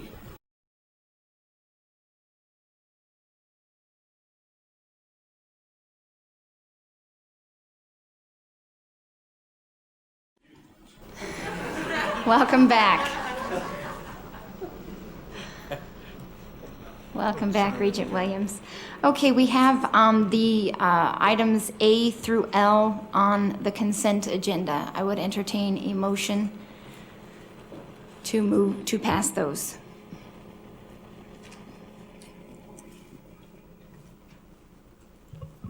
Madam Chair, move to pass consent items.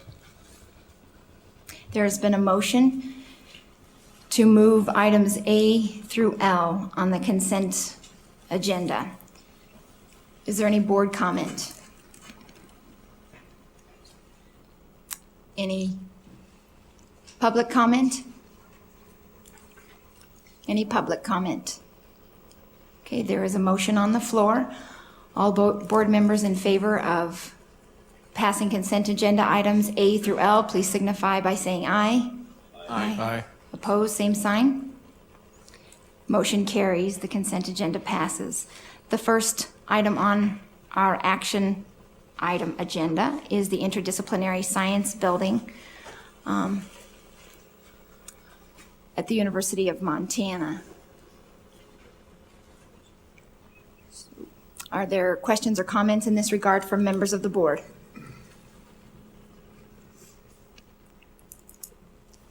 Thanks, Mr. Duringer, just in case we have questions. Madam Chair, I'm just here to answer questions. Okay, are there questions or comments from members of the board? Okay, might I have a motion in this regard? Regent Tuss has moved to pass item A. Are there any questions or comments from members of the board? Any public comment? Any public comment?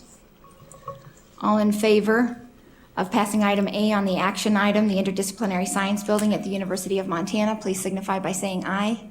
Aye. Opposed, same sign. Motion carries. Next item is the Associated Students of University of Montana, the office remodel there. Does someone want to just be at the podium in the event that there are questions? Are there questions or comments from members of the board in this regard? Madam Chair. Oh. Ms. Gursky, do you know the square footage of the current footprint? I believe it's around 5,200. And as I recall, walls may come out, new doors and whatnot, but the square footage will stay the same? The footprint is exactly the same. No, thank you. Any other board comment or questions? Thank you. Might I have a motion in this? So moved. A motion has been made to approve the office remodel for the Associated Students of the University of Montana. Any board comment? Any public comment? Any public comment? Okay, a motion has been made in this regard. All in favor, please signify by saying aye. Aye. Opposed, same sign. The motion carries. The next item on our agenda is to increase the authorization for the construction of ADA modifications on the Montana State University campus in Bozeman.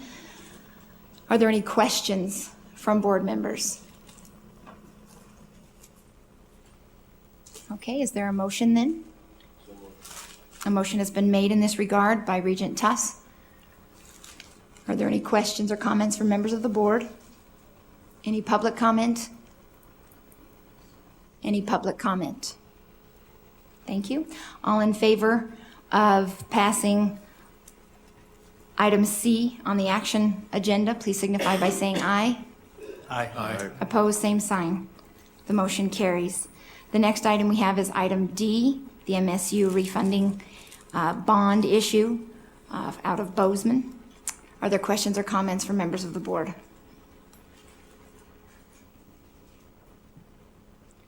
I would entertain a motion. So moved. Motion has been made in regards to the MSU refunding bond issue. Are there any questions or comments from members of the board? Any public comment? Any public comment? Okay, a motion has been made in regards to item D on the action item. All in favor, please signify by saying aye. Aye. Opposed, same sign. The motion carries. The next item on our agenda is the student fee proposals, separating out the one fee for the exponent. Are there questions or comments from members of the board in this regard? Okay, I would entertain a motion then at this point. There's been a motion made to pass item E. All in favor, please signify. No, I'm sorry, forgot the public comment. Is there any board comment? Is there any public comment? Any public comment? Okay, a motion has been made in regard to the student fee proposal. All in favor, please signify by saying aye. Aye. Opposed, same sign. Motion carries. Thank you. The next item we have on our action item agenda is to increase the authority for the design and the construction of the expansion to the hyper-complex at Montana Tech. Are there any questions from members of the board on this? Okay. I would entertain a motion. Okay, a motion has been made. Is there any board comment? Thanks, Madam Chair. I'm sorry. Yeah, no, go ahead. We had a discussion about this yesterday, and as I mentioned, I complimented the Montana Tech community on the way they went about revisiting this conversation repeatedly in the introduction of it and the management of it. Consistent with my opinion on most of fee increases, tuition increases, I voted no against this in 2009. It passed with a 4-3 vote on the original proposal for the original numbers. So consistent with my position on trying to control costs to students and consistent with my previous vote, I am not going to support it. Regent Williams. Chair, I think I'm still not clear on the matter of the roof. Is there an additional roof repair cost in this request? No, there is not. But part of the roof needs repair, but it'll come at a later point? That's right. Yes, it will come. I was just sort of, if I come back in a year and talk about a roof, then you know. That's what, okay, yeah, Okay. all right, thank you. Regent Buchanan, if I may, the funding, as I understand, maybe Maggie can come up and help me, but we were authorized for the parking lot. What we're requesting is to put it into the original contract because it's about $80,000 less expensive to put it in there. So it's a little bit different than maybe what you've described in So we had authority to do the parking lot. It's just that we want to put it within the same contract so we can use the same contractor because it saves us about 80 grand. Further questions or comments from members of the board? Okay, then at this point then I would entertain a motion. Thank you. A motion has been made to move item F. Is there any further board comment or questions? Any public comment? Any public comment? Okay, a motion has been made into items. In regards to item F, all in favor, please signify by saying aye. Aye. Opposed, same sign. Aye. The motion carries. Thank you. The next item on our agenda is item G in regards to the tuition rates at Flathead Valley Community College. Are there further questions for Dr. Karras from members of the board? Okay. At this point then, I would entertain a motion in this regard. A motion has been made in regards to item G on the action agenda. Are there any questions or comments from members of the board? I have, Madam Chair. I think for me, one of the resolutions I made when I accepted this position was that we not increase fees and tuition on students, and that we find other ways to be more efficient. When it comes to the community colleges, a bit of the county treasurer comes out of me, and I remember that the people of this community voted this tax on themselves. They voted for this tax, and there's a local board, a community board that governs this, and they've approved it. I'd probably, if this were at the city commission, I'd make a motion to raise it by half what they asked for, and see how that worked out for them for a year. I'm not quite ready to do that yet, but I think I respect the local community college concept enough to support this time. 2-year colleges, and I think I've tried to homegrown the Gallatin College programs awfully hard and banged on that in much the same way some of the community colleges have come up. So I have a lot of respect from both those perspectives, and I'm going to vote aye. But I wanted to explain it in the context of what my general approach to this board will be. Thank you. I appreciate that. Further questions or comments from members of the board? Is there any public comment? Is there any public comment? A motion has been made in regards to item G on the action agenda. All in favor, please signify by saying aye. Aye. Opposed, same sign. Aye. The motion carries. Thank you. The next item on our agenda is the authorization for Flathead Valley Community College to secure an intercap loan. Are there questions or comments from members of the board? And at this point then, I would entertain a motion. Thank you. A motion has been made in regards to action item J. Are there any questions or comments from members of the board? Any public comment? Any public comment? A motion has been made in regards to action item H on the action item agenda. All in favor, please signify by saying aye. Aye. Opposed, same sign. The motion carries. Thank you, Dr. Karras. Okay, the next item we have on our agenda is the Montberg fee assessment at the University of Montana. Are there any questions, further questions or clarification from members of the board? Regent Tuss. Yeah, Madam Chair, thank you. I do have a question for the Montberg folks.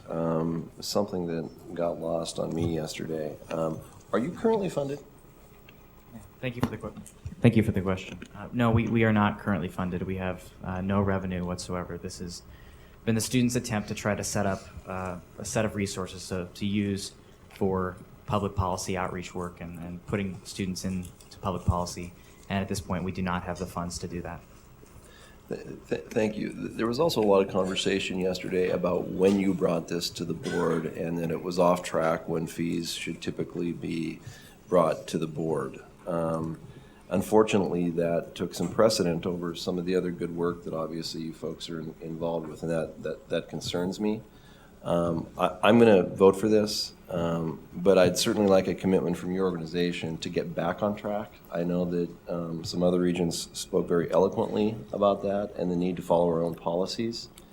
I'm certainly willing to make an exception on this, and I think this is going to be the same conversation we're going to have on the ASUM fee next. But I certainly, as one region, I suspect others would like some commitment from Monperd that we're going to see you before this board when we should see you before this board instead of off-cycle. Is that a commitment we can get from you? I believe so. Haynes Hansen, who's the new board chair of Monperd, was here yesterday, understands the seriousness of the biennium and the way that the regents would like to treat their fees, and we will be in communication with the UM administration to make sure that we get back on track. That's outstanding. Thank you. Commissioner Christian. Madam Chair, Regent Tuss, it's also within your purview to just make that a condition of approving it.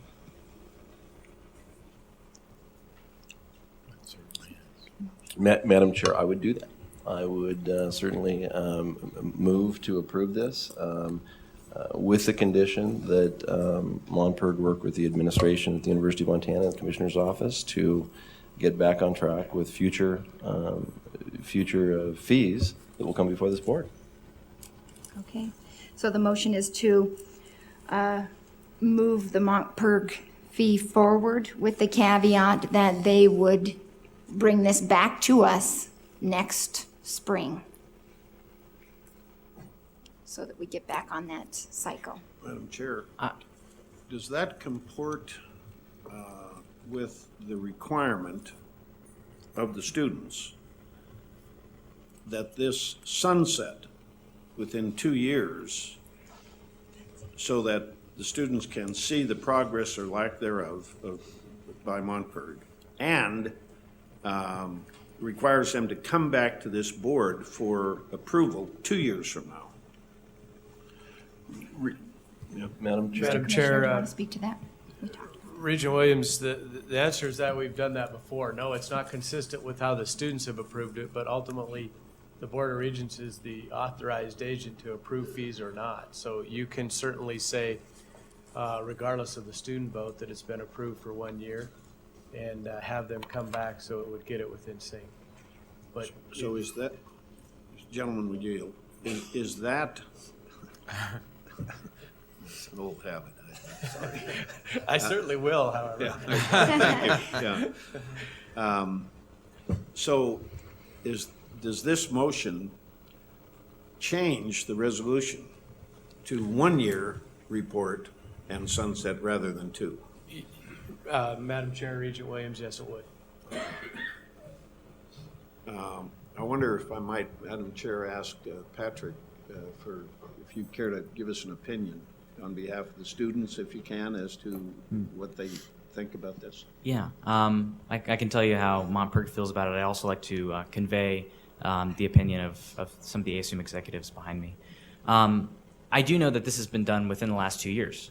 When the Monperd had its refundable fee put in place 2 years ago, there was talk about having it come back after 1 year, and I think that was due to the mechanism that was being used, the refundable fee. There was questions about its effectiveness and how it would work. The feedback we receive from students is that they'd like to see Monperd doing work on behalf of students, working on the issues students care about, and not spend so much time trying to reestablish its fee and revenue source.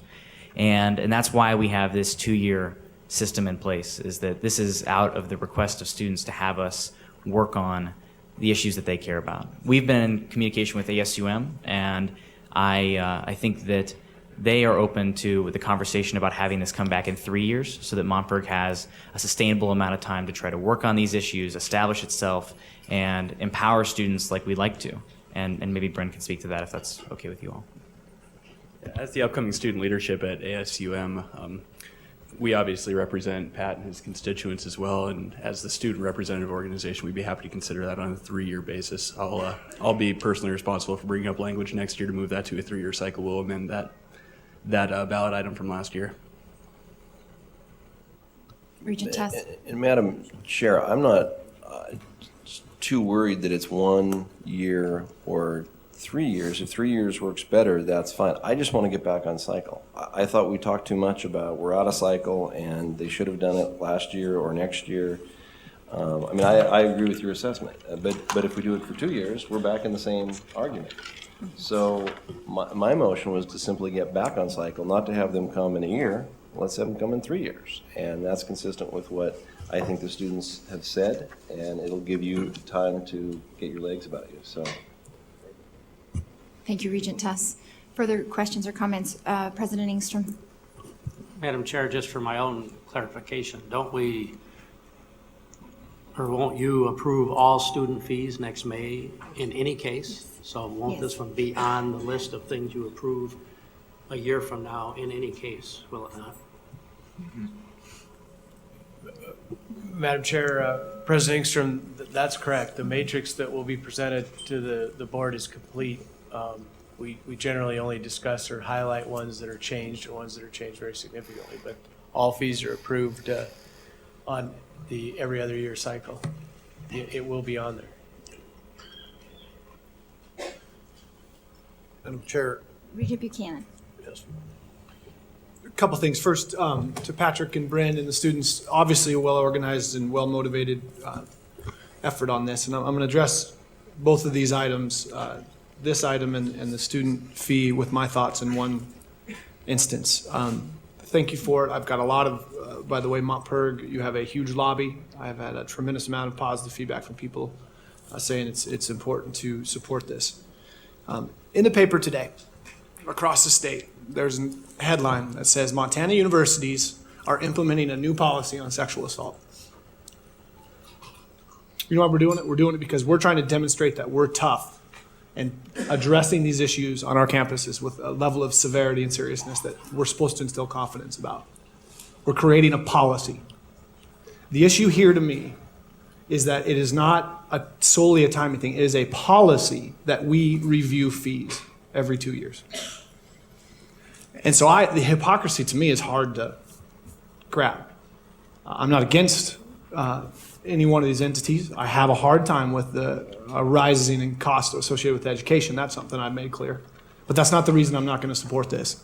I'm not going to support this because we are a governing board who uses our policies to create a roadmap for these campuses to create programs, manage their campuses. And if we even vote on this, we are saying that our policies are kind of enforceable. And I can't live with that. I don't think that's right.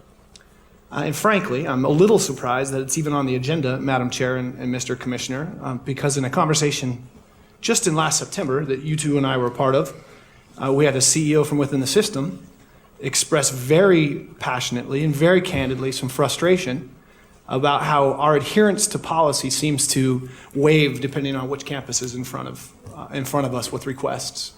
And articulately made the case that we're undermining the ability to run that campus because we'll adhere to some policies here, but we won't adhere to them the next time that these issues come in front of us.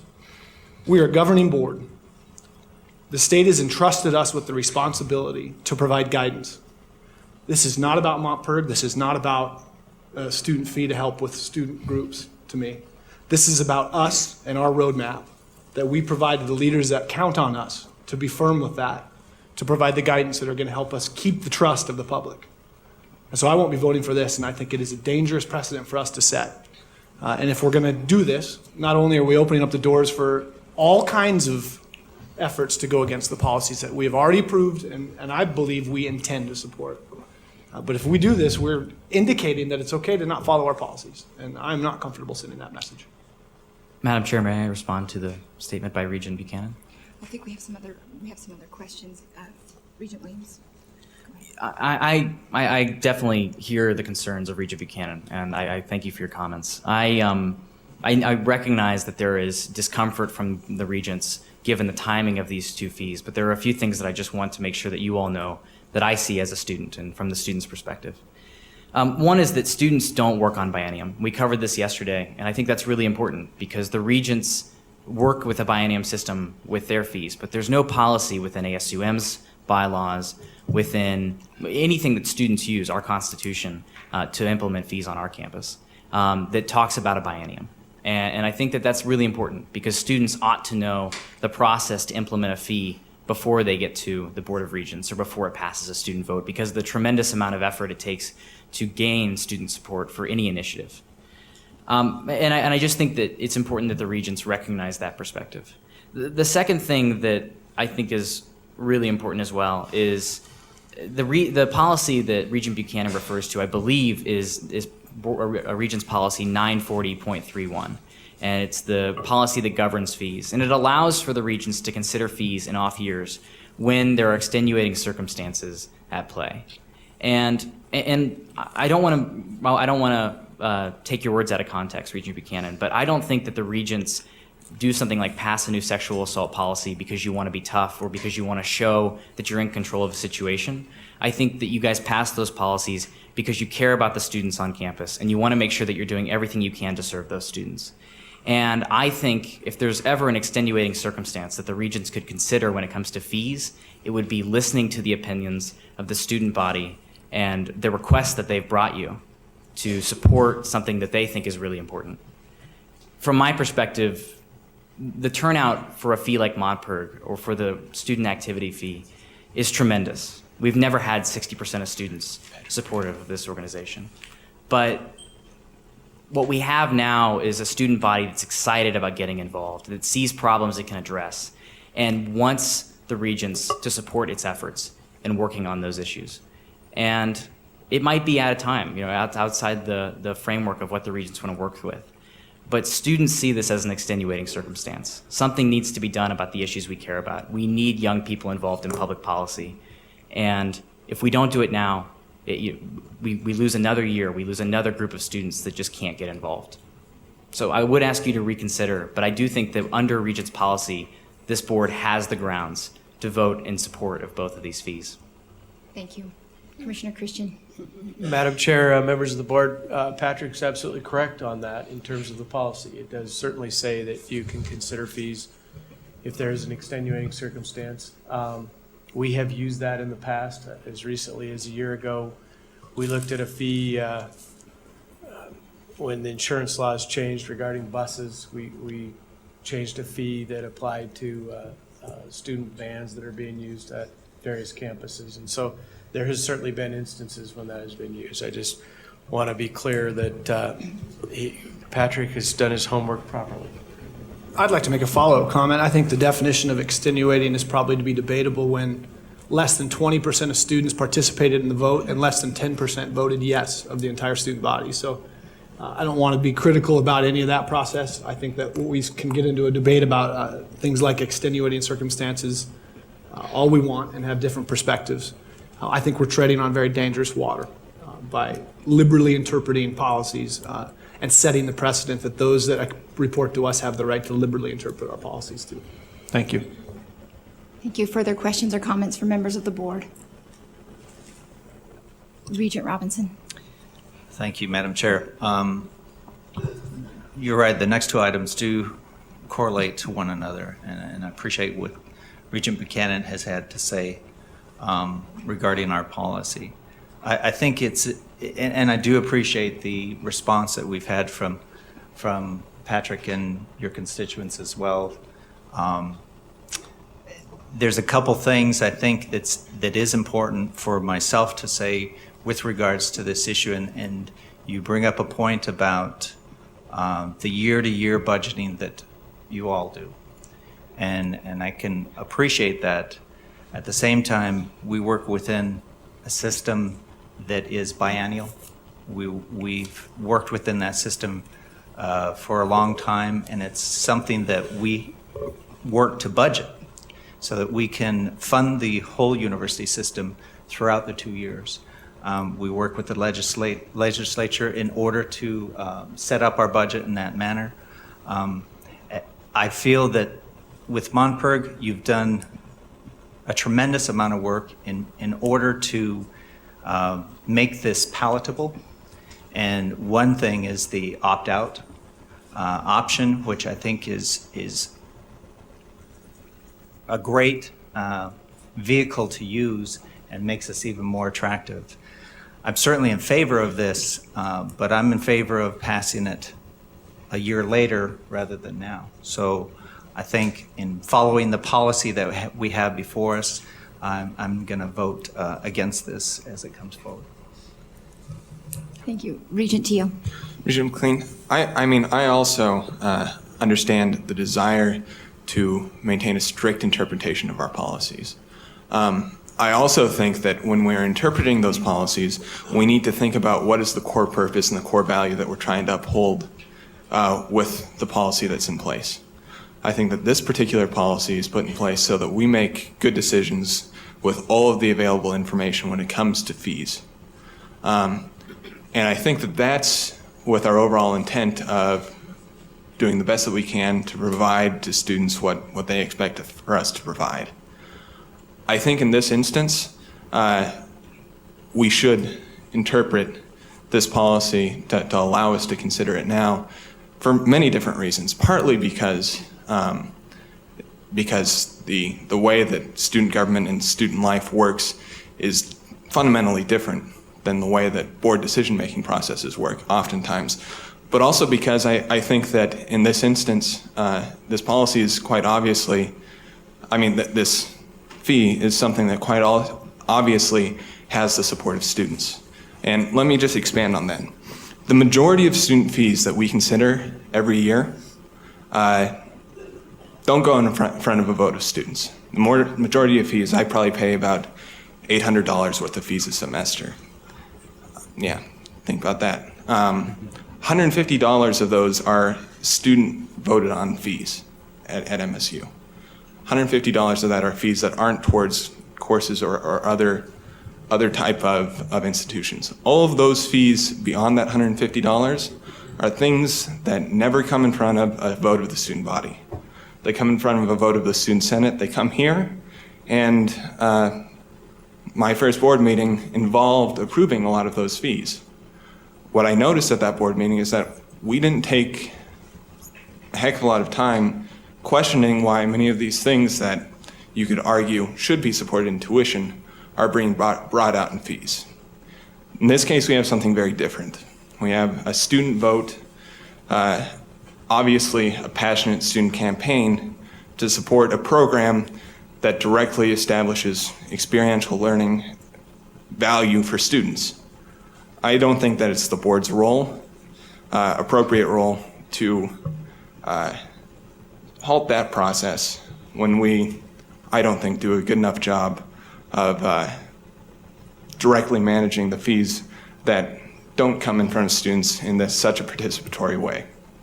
And that's why I'm certainly going to support this policy and thank both of you for all the work that you've done to bring this forward.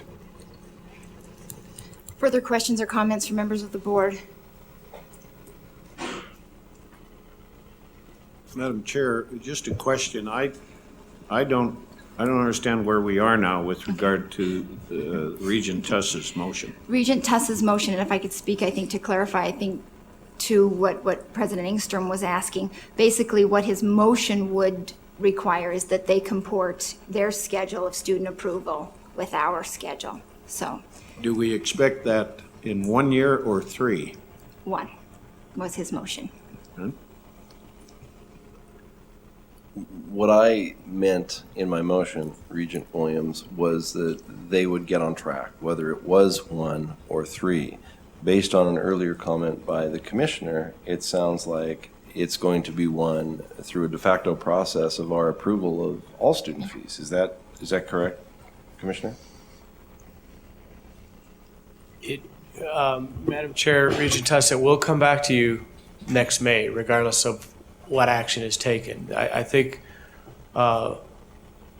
the second part of the question is whether or not they need to go back to the students within a year, which I don't know if I hear anybody saying that's a required piece of it, or whether they go back to the students in whatever time frame, but they need to come back to us on the schedule. Now, whether, that'll be something for you and the university to discuss, whether or not you can extend that to the third year out, or whether the fact that you have to come back on schedule means that you need to go back to the students. I think that's ultimately a campus and a student government question. It will just require that it comes back to us on our regular schedule starting next year, and then every other year after. But that will be the case regardless of what you do, unless you don't pass this today. Thank you for that clarification. It certainly wasn't my intent for them to go through the entire referendum process on campus in less than 12 months. I don't want that to happen. I think 3 years is adequate. We're going to be looking at this. Everyone needs to know we're going to be looking at this a year from now. But in terms of the referendum that you guys are going to be doing, I'm comfortable with 3 years. Regent Williams, does that answer your question? It does. I thank you both.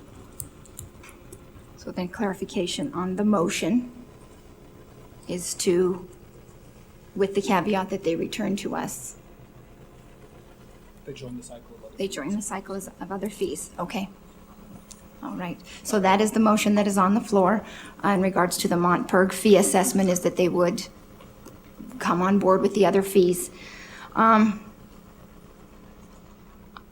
gave great consideration to this last night, and I hear loud and clear what Regent Buchanan and others around the table have expressed, either at the table or away from the table.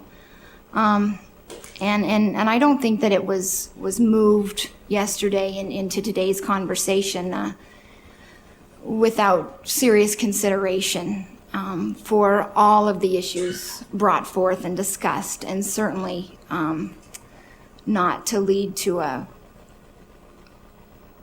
division in any way of the board in this regard.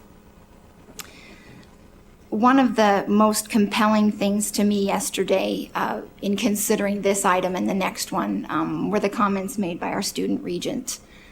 And then I weigh the work, the groundwork, the legwork by our student leaders on our campuses. And I can honestly tell you, irrespective of what campus they came from, this would be a fee that I would give full and wholehearted consideration to, because it's student-led. And whether it's 10% of the students or 20% of the students that turn out to vote, they turned out to vote because it mattered to them.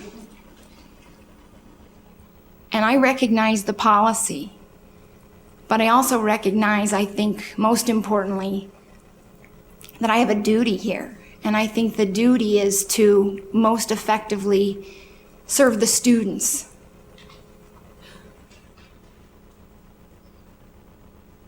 I can be a policymaker and pound my hand on the table. But at the end of the day, when I put my head on the pillow at night, I think I need to make sure that I've done my due diligence in impacting student learning in any way that I can. We talk about quality at the table. We talk about real opportunities to learn, authentic learning. This is what it's all about. And I recognize that it may look to folks from the outside that I, as the chair of the Board of Regents, may be thumbing my nose at our policy, but that's not the case.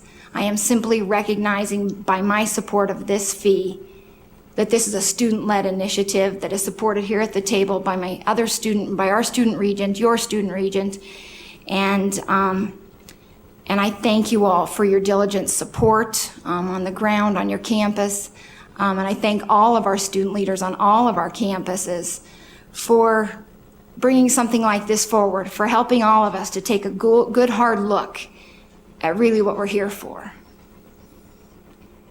And if at the end of the day, folks look at me and they're not happy with a decision that I made in regards to one of our policies, but I made it with all good intentions and what I felt was best for our students, I can live with that. I can live with that criticism. So, is there any further board comment? Madam Chair,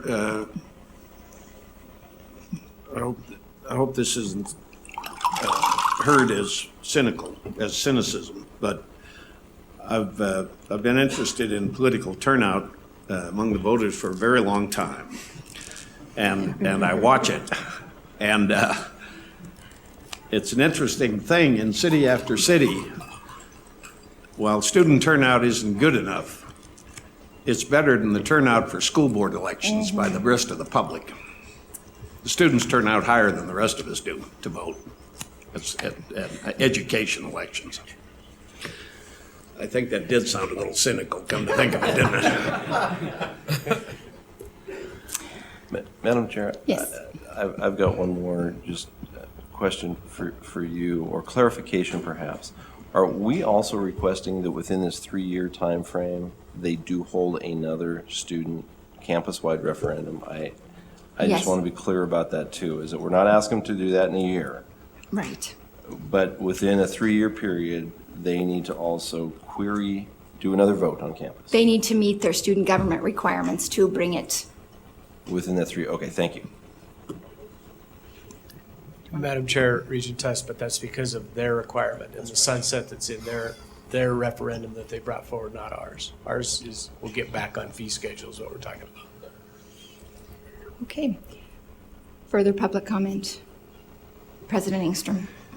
Madam Chair, members of the board, I fully respect the difficulty about the timing of this issue and the desire to stay on schedule with our fees. I think these guys would tell you that when they brought this forward to me, I said the issue here is going to be whether the board will be willing to entertain a fee request off schedule.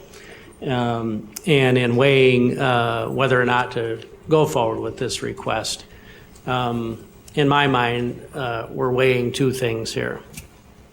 One is the adherence to policy, which I think is a very serious issue, and we all need to think hard about that. The other side of this, though, is that at the University of Montana in the last year, we've brought out a new strategic plan, building a university for the global century. And that plan is built around 4 core values. One of those core values is engagement, student engagement and faculty engagement. I was so heartened during this past year when Jen Gursky took ASUM through its own strategic planning process. And I mentioned this the other morning when we met with the students, that I so admired her leadership and her foresight in thinking about a multi-year strategic plan when every one of those students is there essentially for a 1-year period. So to think about where the university and where the students and ASUM should be going in the long term, I admired a great deal. I think that these students have taken to heart that core value of engagement, and I believe there is a sense of urgency here. We talk every meeting about how to improve education and how to create more opportunities for our students and how to better prepare our students for today's world. I think these students have come forward with a proposal to do exactly that. Student engagement in activities, which is what item J is specifically about, and activity and involvement in a specific activity, Montberg, which is what item I is about, to me represent exceptional forms of engagement on the part of our students. Involvement in student activities is one of the highest correlators with both student success, that is just fundamentally staying in school and graduating, but also student excellence and the quality of the education they get. While I respect the policy part of this, I believe there is an urgency that we get on with improving education for our students as rapidly as we can. We do need to be preparing today's students, and if we can help improve that effort today, let's not wait a year to help improve that effort. Thank you. Thank you, President Engstrom. Thank you. Further comments? Okay, is there any public comment?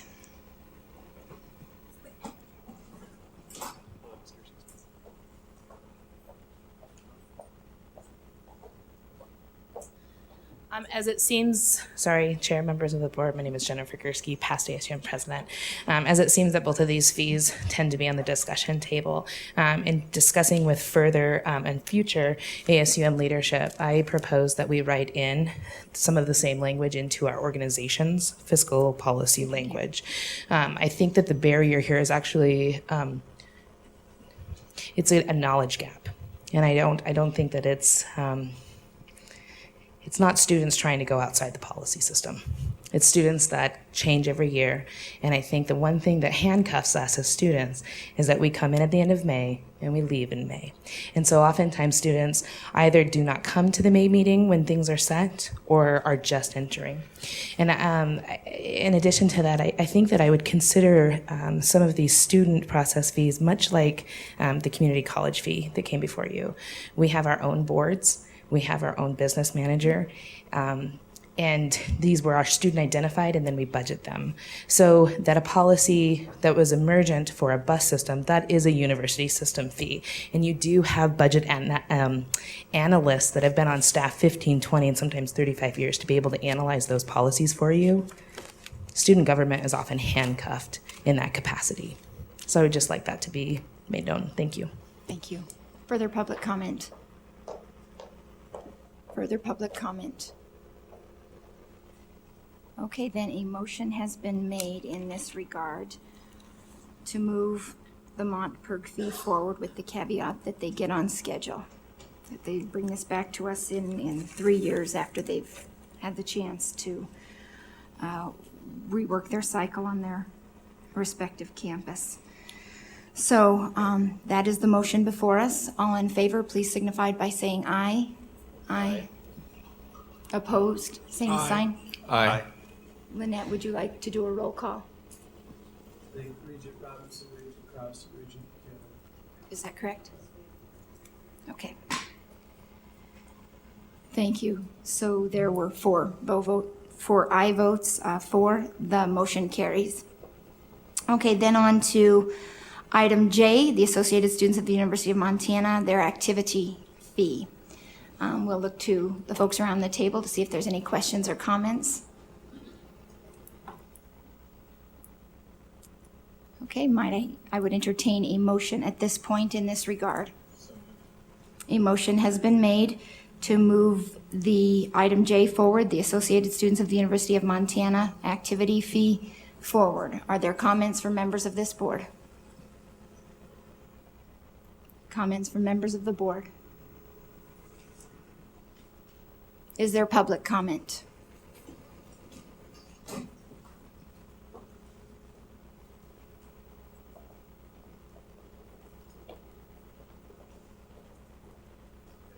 Hello, my name is Kia Abbey, and I am the current ASMSU president.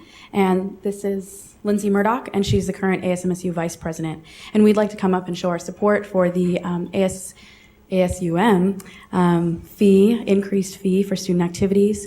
Currently, our fee is $47 per semester, correct? And some change. And we still feel that it's a challenge to fund all the student organizations on our campus. So we can't even imagine having that fee be only $33. So with that, I'd like to pass it over to Lindsay.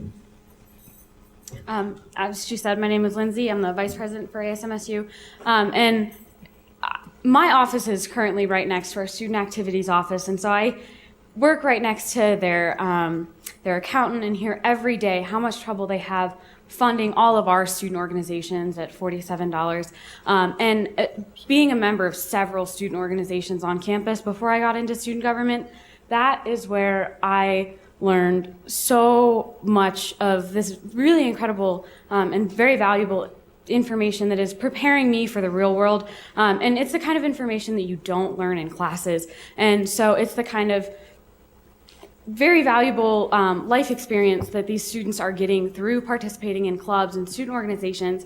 And I think it's incredibly important to all of our students and to their professional development throughout their academic careers that they have access to funding that will help their clubs get the money they need to have meetings and to go to conferences and to have leadership trainings and whatever else all these clubs and student organizations may be doing. And so I think it's really important that we look critically at what's really helping our students develop professionally as well as academically. And I think this is a very, very important step for us to be taking. And I think this fee would be very well used by the majority of the students on the UM campus, as I see how many students utilize our student activities office and that student activity fee at MSU. So thank you. Thank you. Further public comment? If I may. Madam Chair, members of the board, this is my first Board of Regents meeting, and if I may just speak from the perspective of a new student leader in this state, I feel incredibly empowered by this group. I love that students like these two, like myself, like Pat, can come up in front of you and speak and feel like we're actually being heard. I think this is a really positive thing that you guys have a student regent, that Regent Teal does such a great job of representing students, and that you guys have a MAS organization that's willing to speak for students. I don't think what's at issue here is, the intent behind this fee. I think we all understand that this is gonna help students, that student groups are a great way for students to be involved on their campuses, to grow individually, and for a campus to really represent itself well. Unfortunately, what's at issue here is just a miscommunication between this governing body and the governing bodies on each campus. And I would challenge every other MAS organization represented here to do the same as what Ms. Gursky suggested earlier and change our fiscal policy on campuses so that when we propose a student fee to this body, that it be in line with your biennial cycle. And I think that's something that can be done and will be done. And I think that because I recognize now that this is something that has to happen and something that should happen in order to make this process easier for both entities, I would hope that this would still be considered an extenuating circumstance, not because necessarily it's something that wouldn't have been considered in a biennial year, but something that should be taken care of and something that just simply hasn't historically. So I appreciate, again, everything that you guys do and that you guys are willing to listen to this, and I appreciate you guys, again, considering these fees today. Thank you very much for your comments. Further public comment? Further public comment? Okay, then we have a motion before us in regards to item J, the Associated Students at the University of Montana activity fee, moved by Regent Teal. All in favor of said motion, please signify by saying aye. Aye. Opposed, same sign. Aye.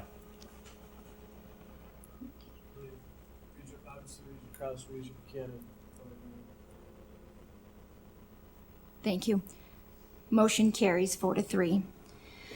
Okay, so now we'll move into the action items in regards to our item K and item J. The executive budget development, the pay plan discussion. Are there questions or comments from members of the board in regard to? Which item, Madam Chair? Now we are on to item K. K, present law, the pay plan discussion.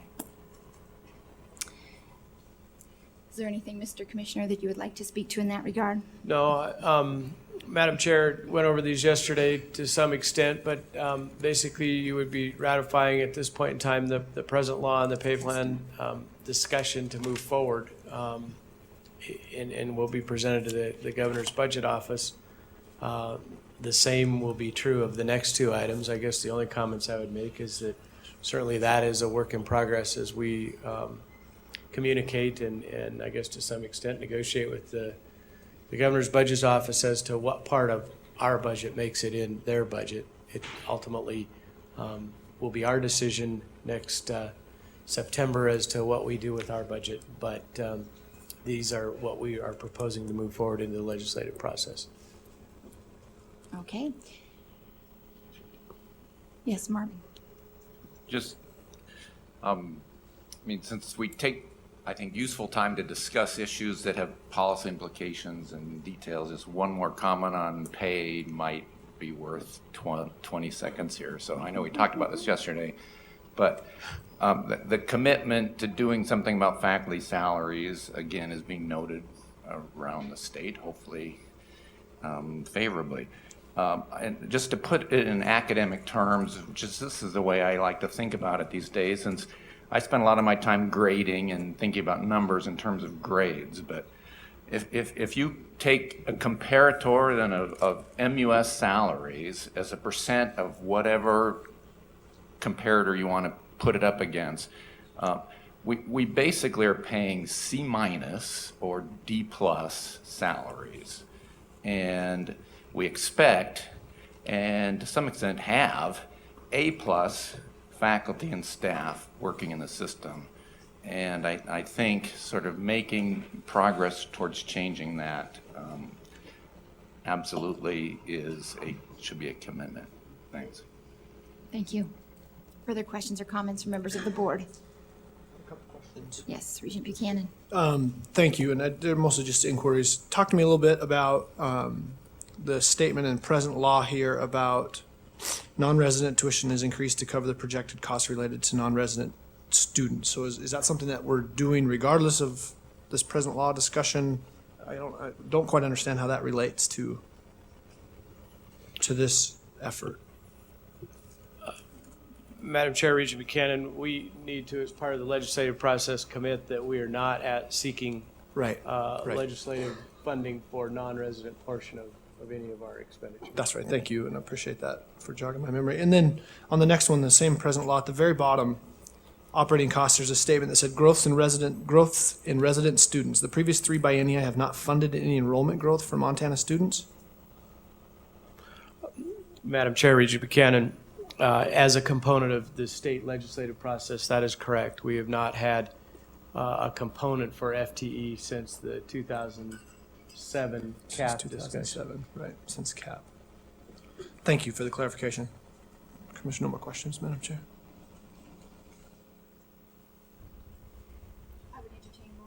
To move this forward?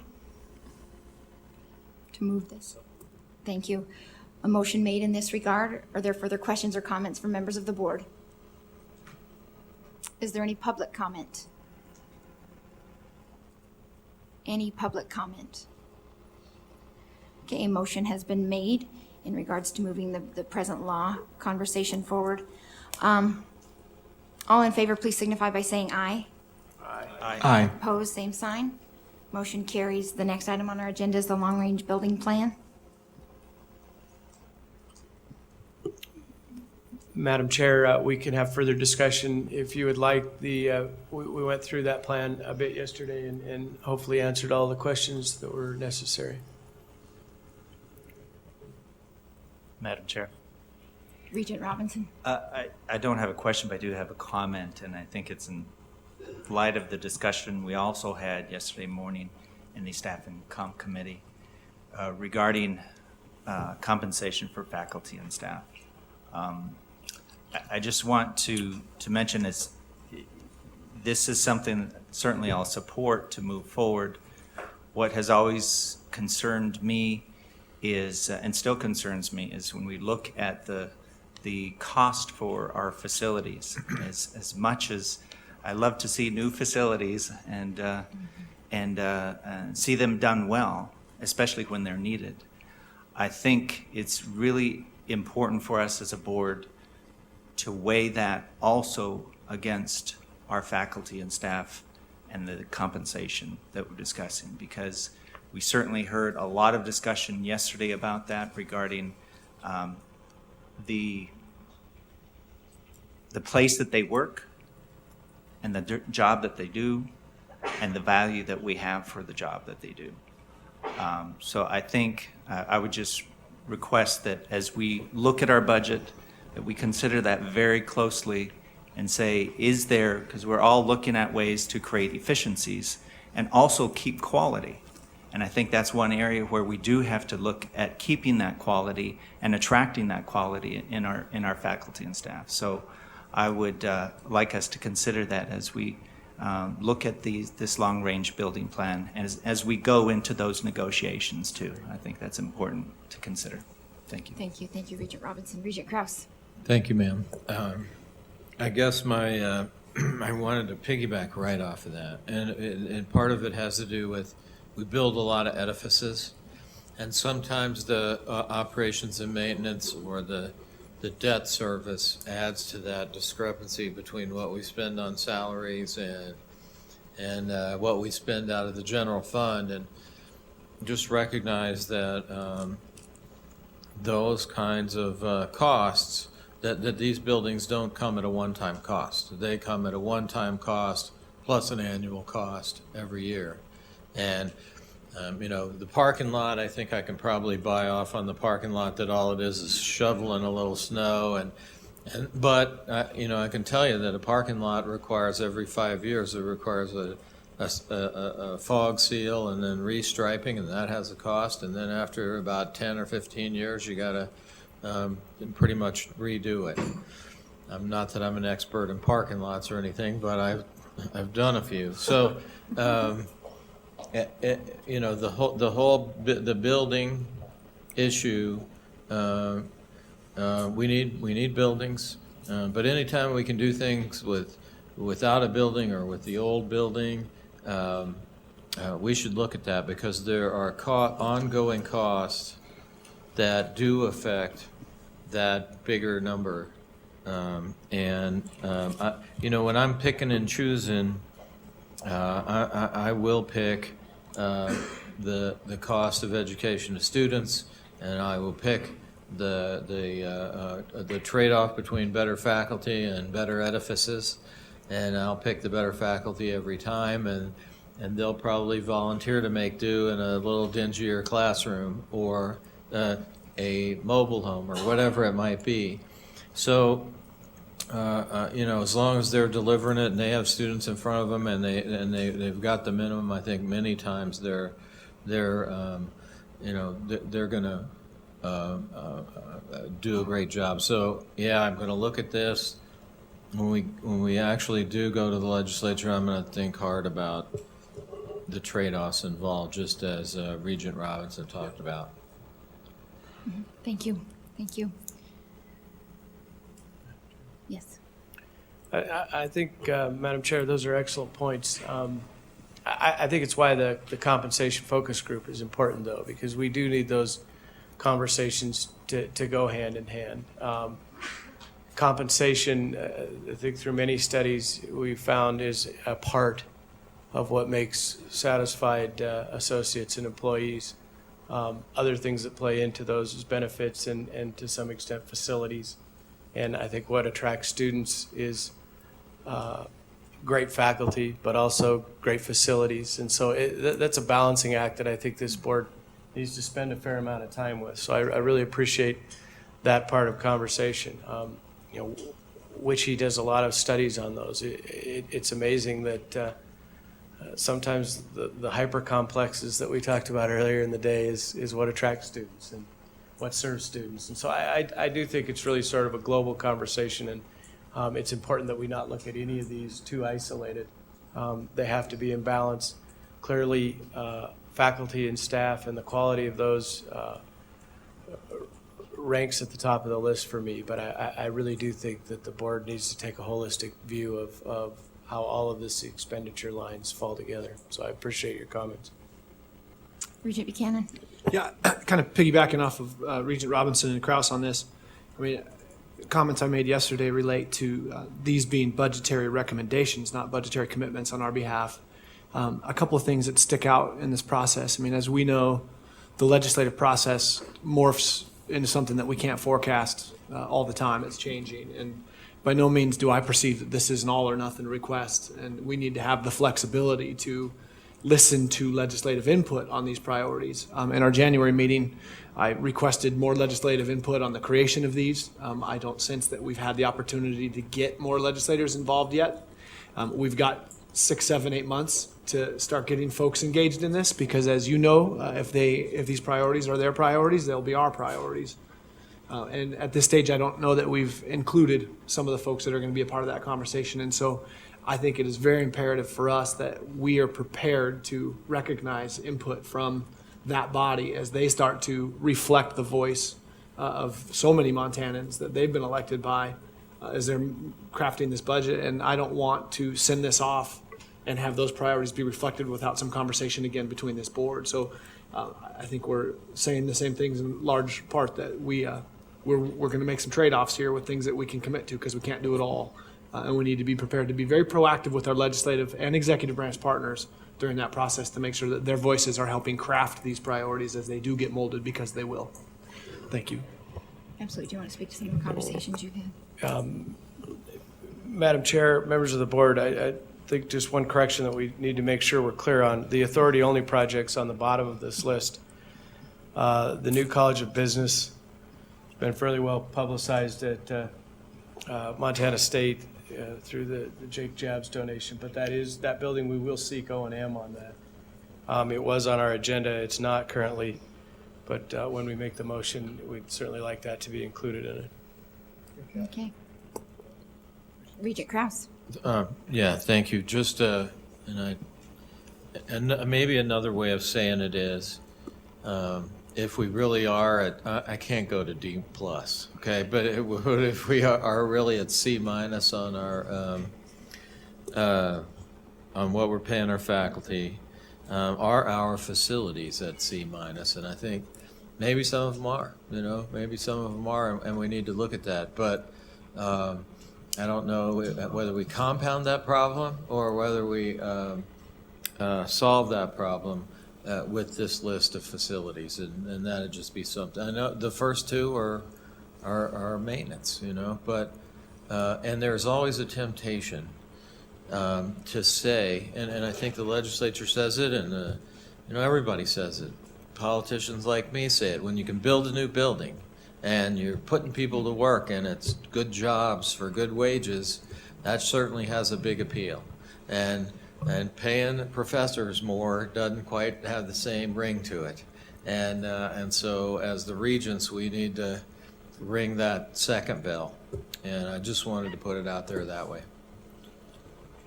Commissioner Christian.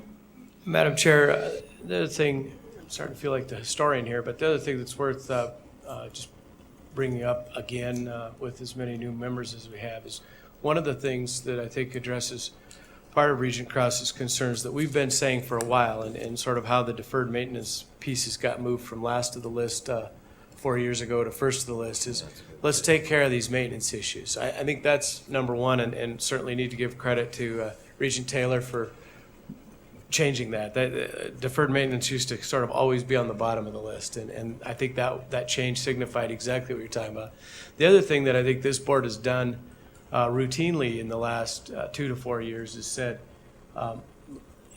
unless we find an absolute need, let's not expand the footprint or the square footage. In some cases, when you're talking about cost of operating and maintenance, in some cases, taking an old building down or an old building offline and building a new, in many cases, LEED certified building can reduce the cost of that. And we've had some success with that over the last few years, that we really focus renovations that we do on energy efficient criteria. So we're reducing the cost of the ongoing maintenance. When we expand the square footage, I think we get into exactly what you're talking about in terms of taking on more costs forever. In some ways, building the building is the cheap part. And I think we need to look at those closely. And I think we've said as a board in past years, let's look at those pretty close, because that's a forever expense to the state. We've been a little more supportive of replacement and maintenance and renovation. Just perspective. Chair McLean? Yes, Regent Teal. In fact, I think, tell me if I'm wrong, there's board policy that specifies that when you're doing the rankings that they do on a campus level for the long-range building program, that you're supposed to consider first health and safety issues, then deferred maintenance, and going down an entire list so that we maintain that philosophy, that value set. I also completely agree with what Regent Buchanan said, that much more effective, much better if we can involve legislative stakeholders in this process earlier. I'm wondering, is there a way that we can do that more structurally in how we ask campuses to go through this process? Can we make it so that those stakeholders, we ask campus to involve those stakeholders in a more structural manner earlier on?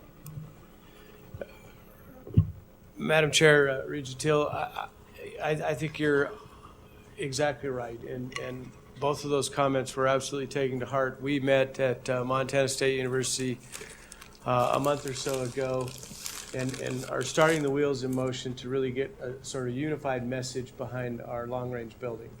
One of the things we're even considering doing is trying to work within our own institutions to put together sort of a video presentation, so every campus around the system are on the same page in terms of our priorities and how we're expressing those, and start to get out early and often to build the exact sort of legislative support that we're talking about. I think including those partners in a unified message is a very important part of our next session strategy. So we're working in that direction, but we'll continue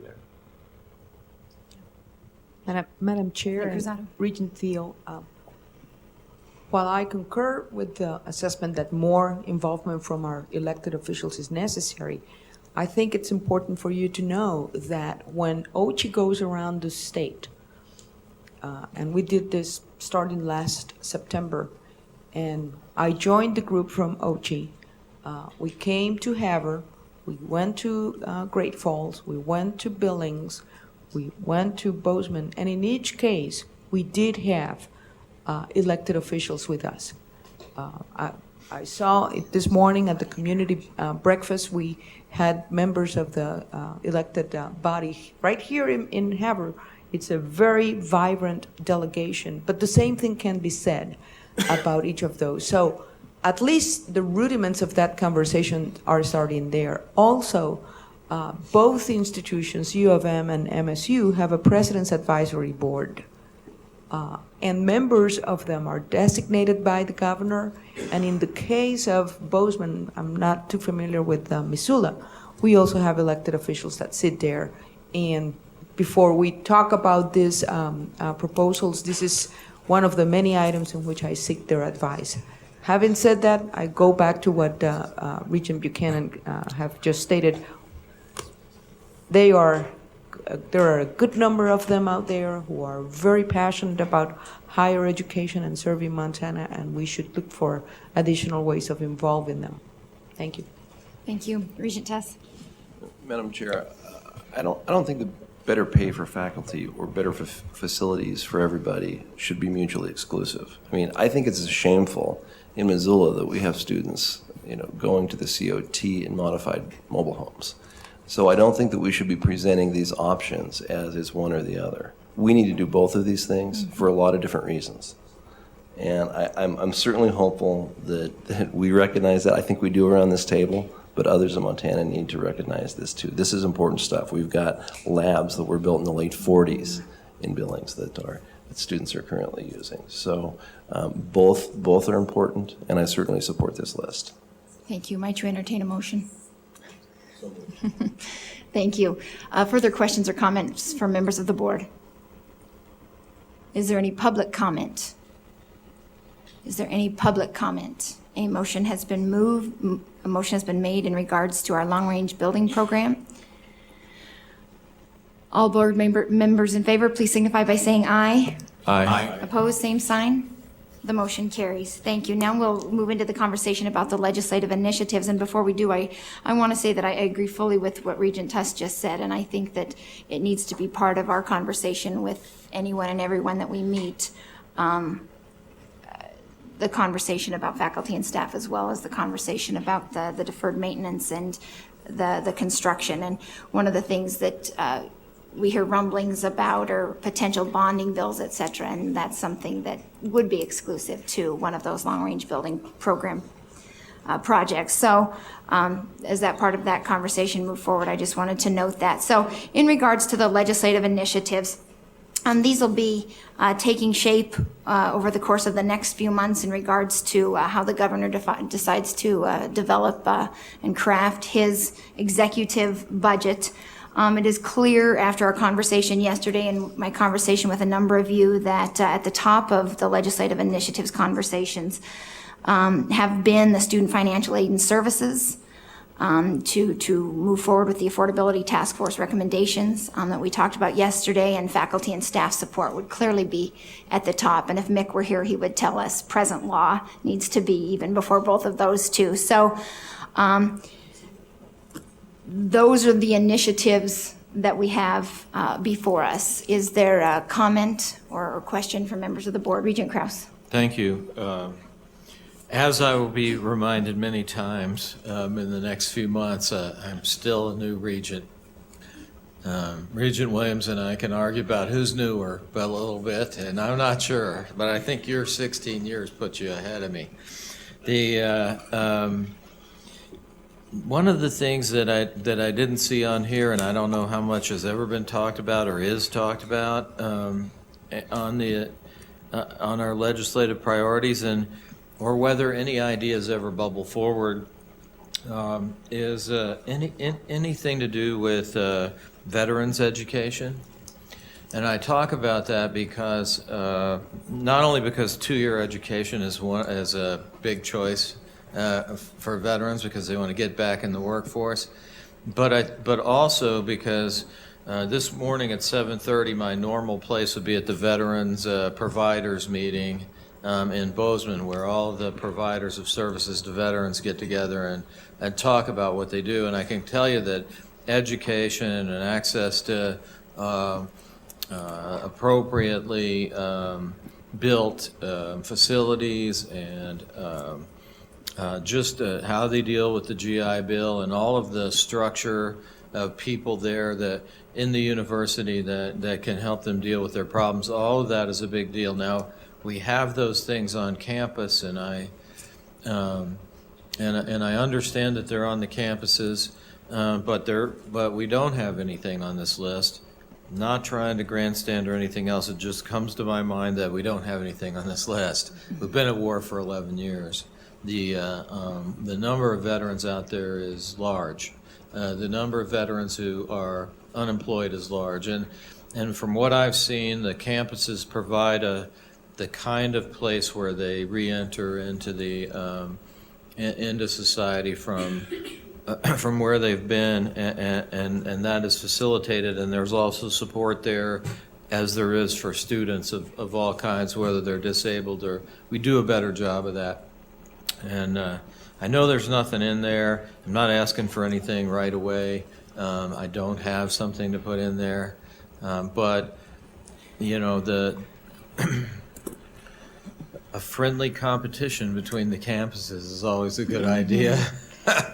And I think that talking to those providers groups and talking about what they offer, Montana Tech offers, could do something. Either one of the big campuses could do something. It just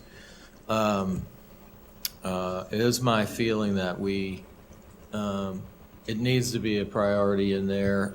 If we're not working on it for this year, if there's not just a line item in there that people can respond to, campuses can respond to, it's something that's on my mind, particularly today and this weekend.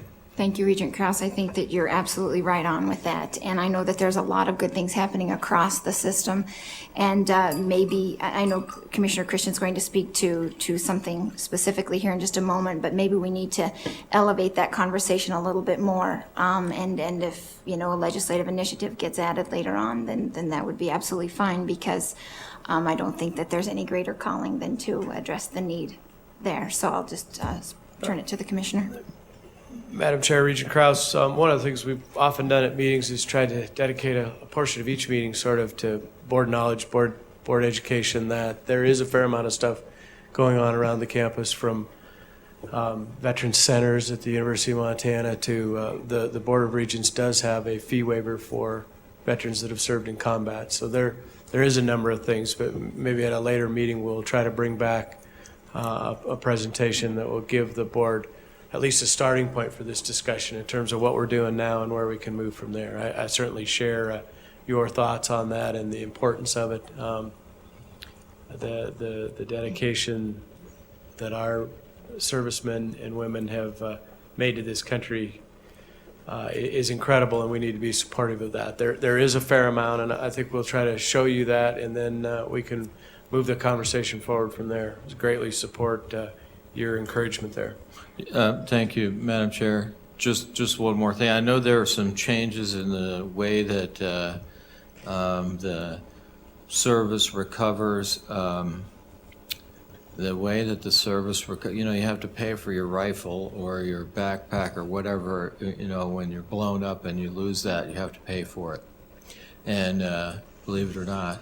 And so it comes out of your tuition check, believe it or not. And at least that's kind of what I learned at the Veterans Providers meeting. And so what happens is the campuses are going to get paid, but they're not going to get paid. So people are going to enroll, but they're not going to, the money's not going to come till later. And we're going to need some money to carry those costs for a while, at least, in an effort of good faith to keep these veterans in school. And that's just one. I think if we had the Veterans Providers here, they'd give you a whole list of what's happening on campus. And so it just comes from that kind of sitting there every day, listening to every month on a Friday morning, listening to what the challenges are. Can't let it go today, Friday of the meeting. Thank you. Thank you very much, Regent Krause. Further conversation or questions from the board in regards to our initiatives? Then at this point, I would entertain a motion to move those initiatives forward. A motion has been made in regards to our initiatives. Are there further questions or comments from members of the board? There are. Regent Krause? And I apologize for talking so much today, and we all want to get out of here. I'm still leery of the, let's see, where can I find it? Do I have it anywhere? Too many multi-screenings here. Do you have them there? There we are. I'm still, the integrated information system, I'm somewhat leery about that. It seems to be more or less the model where we dump a lot of money in right here with whatever the technology is, and then we go another 10 years without dumping any money in while all of our technology gets older and older and older, and we're back to this point again. When the reality of any good IT program, it looks more like this than the model that we're seeing here, up and then back down. Also, I know that while it's not us and OCHI, I do recognize the state's had some missteps in their development of software. I also think that you start with your IT effort by starting at the very basic level, which is wires, and then connectivity and all of those things. I think there are things that we could do, we could encourage or even adopt that would start the process along when it comes to some of the things that OCHI wants to do. For example, go into a common accounting system. Accounting numbering system would be something that would help everyone. Even though top-down solutions don't always work, and I'm a little leery of a $20, $30, $40, $50 million lump sum shoveled over to us from the legislature, and that's going to solve all the problems on a one-time stop. I don't know who would do the implementation of that. I understand there's, this idea, the temptation of the base that's sitting on, the fund balance at the end, and let's get some of that fund balance. I get that idea, but the flip side of that is, what we really need to do is have a much more, a much clearer, and this can be certainly part of our strategy, a much clearer strategy that is year to year, a term-to-term level strategy about replacement, upgrading, training, adoption of new pieces of the software we have now, one at a time, maybe getting everything up to the cloud, and then, as we go along that way. So I'm going to support this list, even though I'm going to throw these two, the veterans and my caveats about a large top-down implementation strategy out there. I do support the list, but I have some caveats. Thank you. Thank you. Further questions or comments from members of the board? Is there any public comment? Any public comment in regards to the board's initiatives, legislative initiatives? Okay, a motion has been made. All in favor, please signify by saying aye. Aye. Opposed, Aye. same sign. The motion carries. Now we move on to the single item on the Academic Research and Student Affairs Committee agenda. The action item concerning our policy 507, the Title IX policy that we heard about this morning. Are there questions or comments from members of the board? Madam Chair, the committee moves it forward. Thank you. A motion has been made to move Board of Regents policy 507 regarding Title IX. Are there questions or comments from members of the board? Is there any public comment? Any public comment? A motion has been made. All in favor, please signify by saying aye. Aye. Opposed, same sign. The motion carries.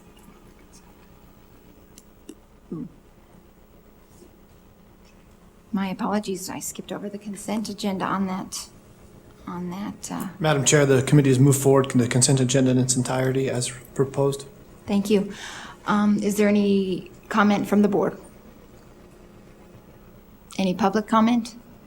Any public comment? A motion has been made in regard to the consent agenda. All in favor, please signify by saying aye. Aye. Opposed, same sign. The motion carries. Okay, now we'll move to the staff and comp consent agenda. Madam Chair, I'd like to move forward, if I may, items A through L on the consent agenda for staff and compensation. Thank you. A motion has been made to move the consent agenda. Are there any questions from members of the board? Any public comment? Any public comment? A motion has been made to move the consent agenda. All in favor, please signify by saying aye. Aye. Opposed, same sign. The motion carries. Thank you. Now on to our two-year community college committee. Okay, we have on our consent agenda the rescission of the board policy. Madam Chair, I move consent agenda item A forward. A motion has been made to move consent agenda item A forward. Are there any questions or comments from members of the board? Everybody okay over there?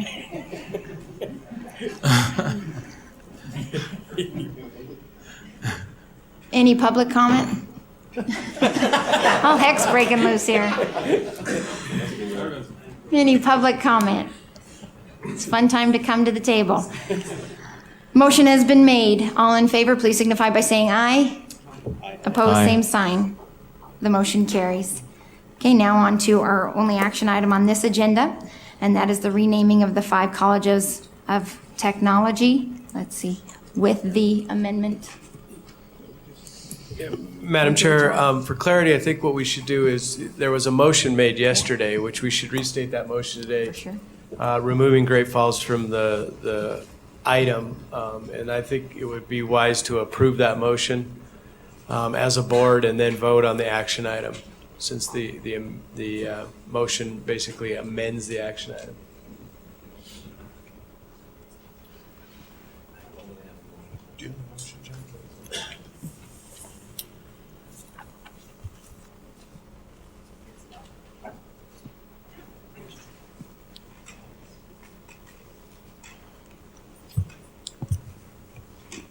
Madam Chair, I would move that the rebranding of the MSU Great Falls College of Technology be considered with a resolution to be brought before the Board of Regents no later than Friday, June 29th, 2012. Included in this motion, let it be resolved that the board will only consider a final suggested name that is consistent with the naming framework approved on March 2nd. Place, mission, affiliation. I make this motion out of respect for the importance of listening to all stakeholders affected by the important improvements we are making in the two-year education system in Montana. We have already listened a great deal with community surveys, listening sessions, focus groups, and a great deal of communication with community leaders in Great Falls. We have made great progress on this motion, and this motion will help ensure that this progress continues in all the communities involved, including Great Falls. Thank you. A motion has been made. Madam Chair, we would request that you also have a second on the motion since it's a motion from the floor. Is there a Second. Okay, a motion has been made and seconded. Are there questions or comments from members of the board on the motion? Any public comment on the motion? Any public comment? Okay, a motion has been made by Regent Tuss and seconded by Regent Teal. All in favor, please signify by saying aye. Aye. Opposed, same sign. The motion carries. Now we move on to the renaming process, and I would begin by asking if there are questions or comments from members of the board. Then I would entertain a motion. So moved. Okay.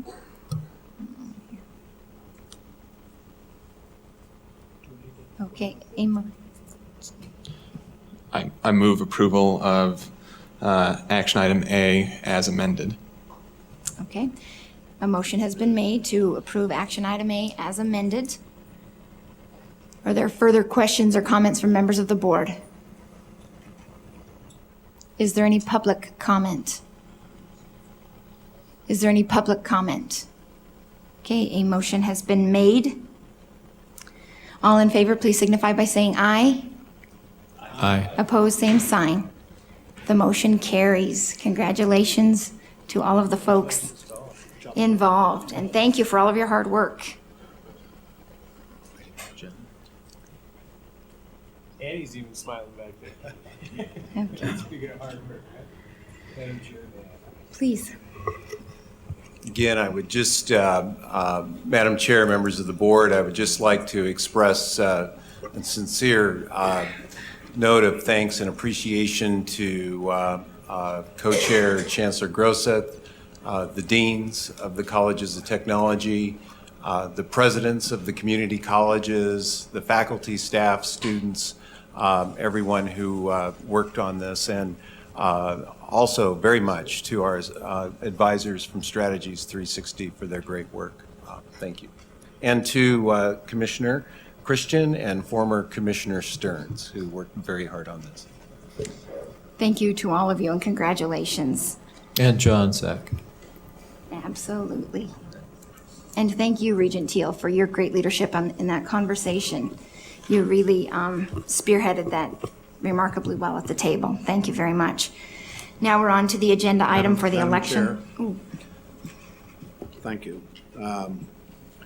I'd like to add, and I think on behalf of all of the regents, thank the administration, faculty, staff, and the people from Great Falls for their exercise in participatory democracy with regard to the naming of their school. There was some significant discussion, very helpful discussion that came from the school and from the people of Great Falls. And as they now or soon will know, we heard their concerns and so have reserved that decision. I think we all think that was an appropriate action on our part, but Great Falls needs to understand they did it. And we'll now see how we can collaborate together on an appropriate name for that good institution up there. But I think we do want to thank the people there. Thank you, Madam Chair. Very good comments. Thank you. Thank you, Regent Williams. Okay, we're at this point now where we'll engage in the election of officers. I think at this point I'll seek nominations for the position of chair. Madam Chair, I would move to place in nomination the name of Angela McLean as Chair of the Board of Regents. Thank you. Further nominations? Further nominations?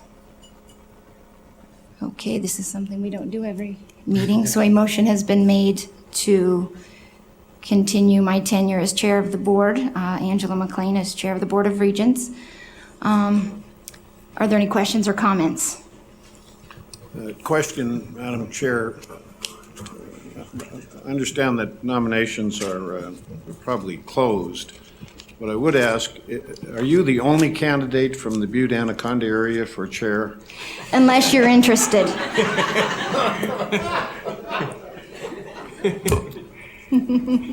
What is it about these Butte and Anaconda candidates? If they run, nobody else gets in the race. Is there any public comment? Is there any public comment? A motion has been made. All in favor, please signify by saying aye. Aye. Opposed, same sign. The motion carries. Thank you. Thank you very much. Thank you.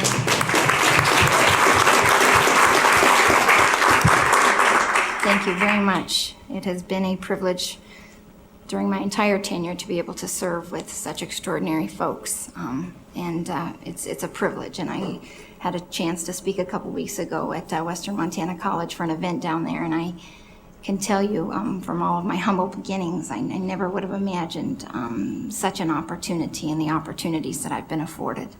And so I feel truly blessed. And thank you all for your support. I promise to do all that I can to carry the banner. So now we have a position of vice chair. Are there nominations for the position of vice chair? Madam Chair, I would move to place in a nomination the name of Todd Buchanan as Vice Chair of the Montana Board of Regents. Thank you. A nomination has been made of Todd Buchanan. Madam Chair, I'm going to decline the nomination, and thank you, Paul. I made it clear in January that the things that I stand for and interest in serving in leadership, and it was made clear to me that those were things that this board and I couldn't meet eye to eye, so I'm going to continue to do my job of advocating for the voice of the people that I think I stand for around the state, and appreciate your nomination and look forward to continuing to serve in the capacity as a lay board of regent, I suspect. Thank you. Thank you, Regent Buchanan. Are there nominations then for vice chair? Madam Chair, if, I would ask Regent Buchanan to reconsider. I think that there are people on the board that share his issues and his point of view. The position of leadership as vice chair is important to me personally. I think that he would do real service in staying in that position. And so I'd ask him to reconsider one last time. Madam Chair, before Regent Buchanan responds, I'd like to make the same request for his reconsideration as Vice Chairman because of his leadership and over the past few years, and I think that he represents the Board of Regents well, and I would encourage him to do so consistently here too. Thank you. Thank you, Regent Teal. And I just wanted to add my voice to that group, so I won't belabor the fact, but yeah, please reconsider. Reconsideration is not on the table. I appreciate it. I think I've been very clear about how I operate. I operate in good faith. I believe that this board needs to operate in good faith with one another. The chair and vice chair need to work and be able to collaborate together very well, and I don't think that I'm the best person to work with the commissioner and the chair at this point of priorities that the board is considering. So I appreciate very much your statements and would encourage that you do find somebody, nominate somebody else on this board that can bring a voice that is not only from internal constituents. External constituents' voices do need to be heard. And as I'm looking around the table, there's quite a few people here that can do that, and we need to balance the other voice of leadership with that consideration. So thank you very much for the statements, though. Thank you. So I think what we'll do is I think we'll take about a 5-minute break and figure out who might be willing to accept that post, and we'll move forward. So just a 5-minute break, folks, don't go far.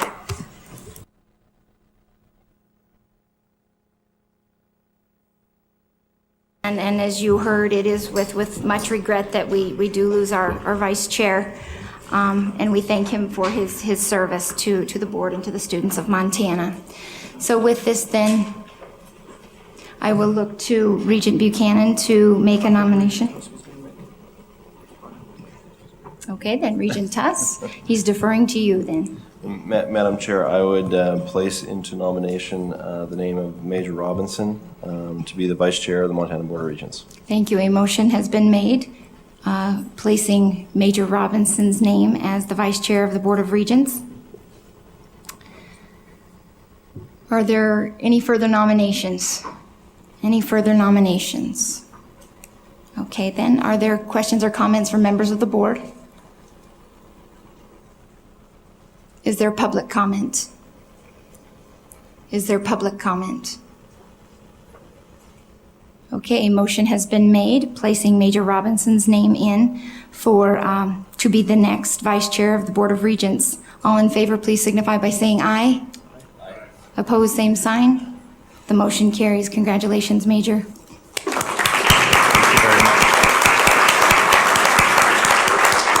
We thank you all for your patience and your time as we waited through that, and we look forward to working with you and communicating with you, and we wish you to have a nice summer. At this time, we open it up for any public comment. Madam Chair, Regents, and Commissioner Christian, as you know, I'm Jeff Renz. I'm Chair of the Faculty Senate at the University of Montana and the incoming MUS Board Chair. I have the great pleasure today to steal President Engstrom's thunder because I'm talking about a colleague of mine. The National Law Journal is a newspaper that is published weekly. It reaches nearly every lawyer in the United States, certainly every judge, many legislators, many non-law firms. I've read it for decades.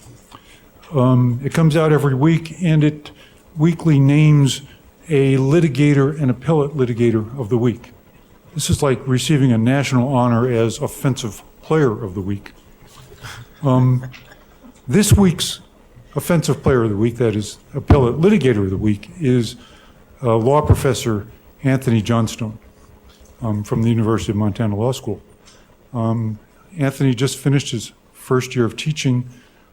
He's being honored for his work on behalf of the state of Montana in the Citizens United litigation before the United States Supreme Court and in the upcoming campaign funding litigation before the United States Supreme Court. So we're certainly proud that he's one of us and that he has deep Montana roots.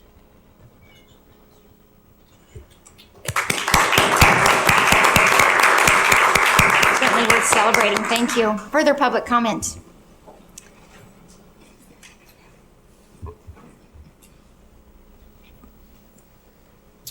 Thank you, Madam Chair, Commissioner Christian, and members of the board. My name is Dean McGovern. I'm the Executive Director of the Montana Campus Compact, and I just wanted to take a minute to highlight a few things that have just happened recently, accolades that have come to the state that weren't mentioned previously in the meetings over the last couple of days. The Montana Campus Compact, as many of you know, is a coalition of college and university presidents, chancellors, and deans committed to deepening the campus's ability to engage students and foster their civic and social responsibilities.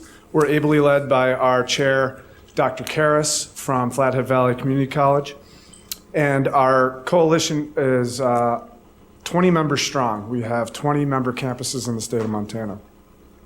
Just quickly, recently the White House issued the National Honor Roll for campuses reaching a level of community service and civic engagement that was exemplary, and 4 campuses in the state of Montana reached that level and received were distinguished on the President's Honor Roll. Those were Flathead Valley Community College, Montana State University, Montana Tech and the University of Montana. So I wanted to congratulate them and let you know about that. Further, National Campus Compact, which is 1,200 members strong, recognizes students, 150 this year, for their exemplary community service and civic engagement, and 7 Montana students were acknowledged, and they are Callie Madler from Dawson Community College, Elizabeth Collins from MSU Billings, Sarah Foster from the UM Western, Corey Ledbetter from Flathead Valley Community College, Maureen Carlin from the University of Montana, Michael Townsend from Montana State University, and Catherine Gray from the University of Great Falls. Recently, the coalition received a $75,000 grant. We just received word 2 days ago, actually, to provide, it's a Corporation for National Community Service grant, commemorating the victims and families of victims of 9/11, 2001. And the $75,000 grant will provide a training day on 15 campuses around the state to provide a disaster preparedness training to college students, up to 2,000 students, this September 11th. So we're really excited about that grant. Finally, just recently announced for 2012 to 2013, 70 Montana high school students have received the Youth Serve Montana Scholarship. And this is a scholarship that is in collaboration with the Governor's Office for Community Service. It's a $1,000 scholarship given to high school students who have shown exemplary service in their high school years, and they are attending one of the Montana Campus Compact institutions. And they will receive half of the scholarship from the Governor's Office and half from the member institution of the Montana Campus Compact that they attend. So thank you for your time. Thank you. Well done. Great communication. Appreciate that. Congratulations to our students. Further public comment. Madam Chair, members of the board, today the Montana Associated Students stands before you, wrapping up a year of leadership for both our campuses and our state. And we stand here as new leaders looking forward to the opportunities of the upcoming year. The Montana Associated Students would like to initiate a yearly award. Through much discussion, we have decided to bestow an award titled Advocate of the Year upon administrators, board members, faculty, and staff who display persistent advocacy of students in the Montana University system. This year, the Montana Associated Students would like to recognize Dan Carter, the Director of the University Relations at MSUB. The past 2 years, our leadership has witnessed advocacy at the state legislature, the Board of Regents, and in institutional settings. Dan has held a consistent champion of student agendas and has been a tremendous mentor to many student leaders who needed a bit of handholding through processes that we had only months to learn and then hand off to new student leaders. Always patient and always willing to meet students where they are in the process, Dan has always built valuable professional relationships with student leaders from across the system. Today, we would like to honor Dan Carter. Thanks, Dan. Congratulations on being the first recipient of the Montana Associated Students Advocate of the Year.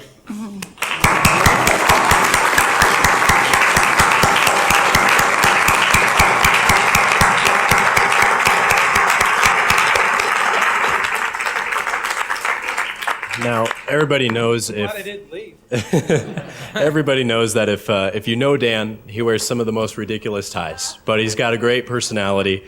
And we're hoping to call this the Dan Carter Award in the future here. So with the first award ever given in your honor, we got you this nice tie here. It's made by the same company that knitted Bill Cosby's sweatshirts. So there you go. There you go, sir.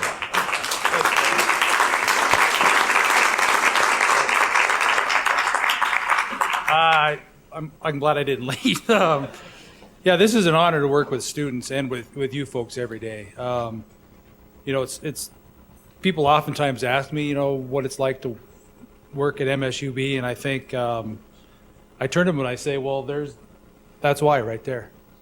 I mean, that's all you got to do is remember when you wake up. If you do one thing to help elevate what they do, it's a lot of fun, and really, this is a surprise and an honor, and thank you very much. So, thank you. Congratulations. Is there further public comment? Further public comment? Then this meeting stands adjourned.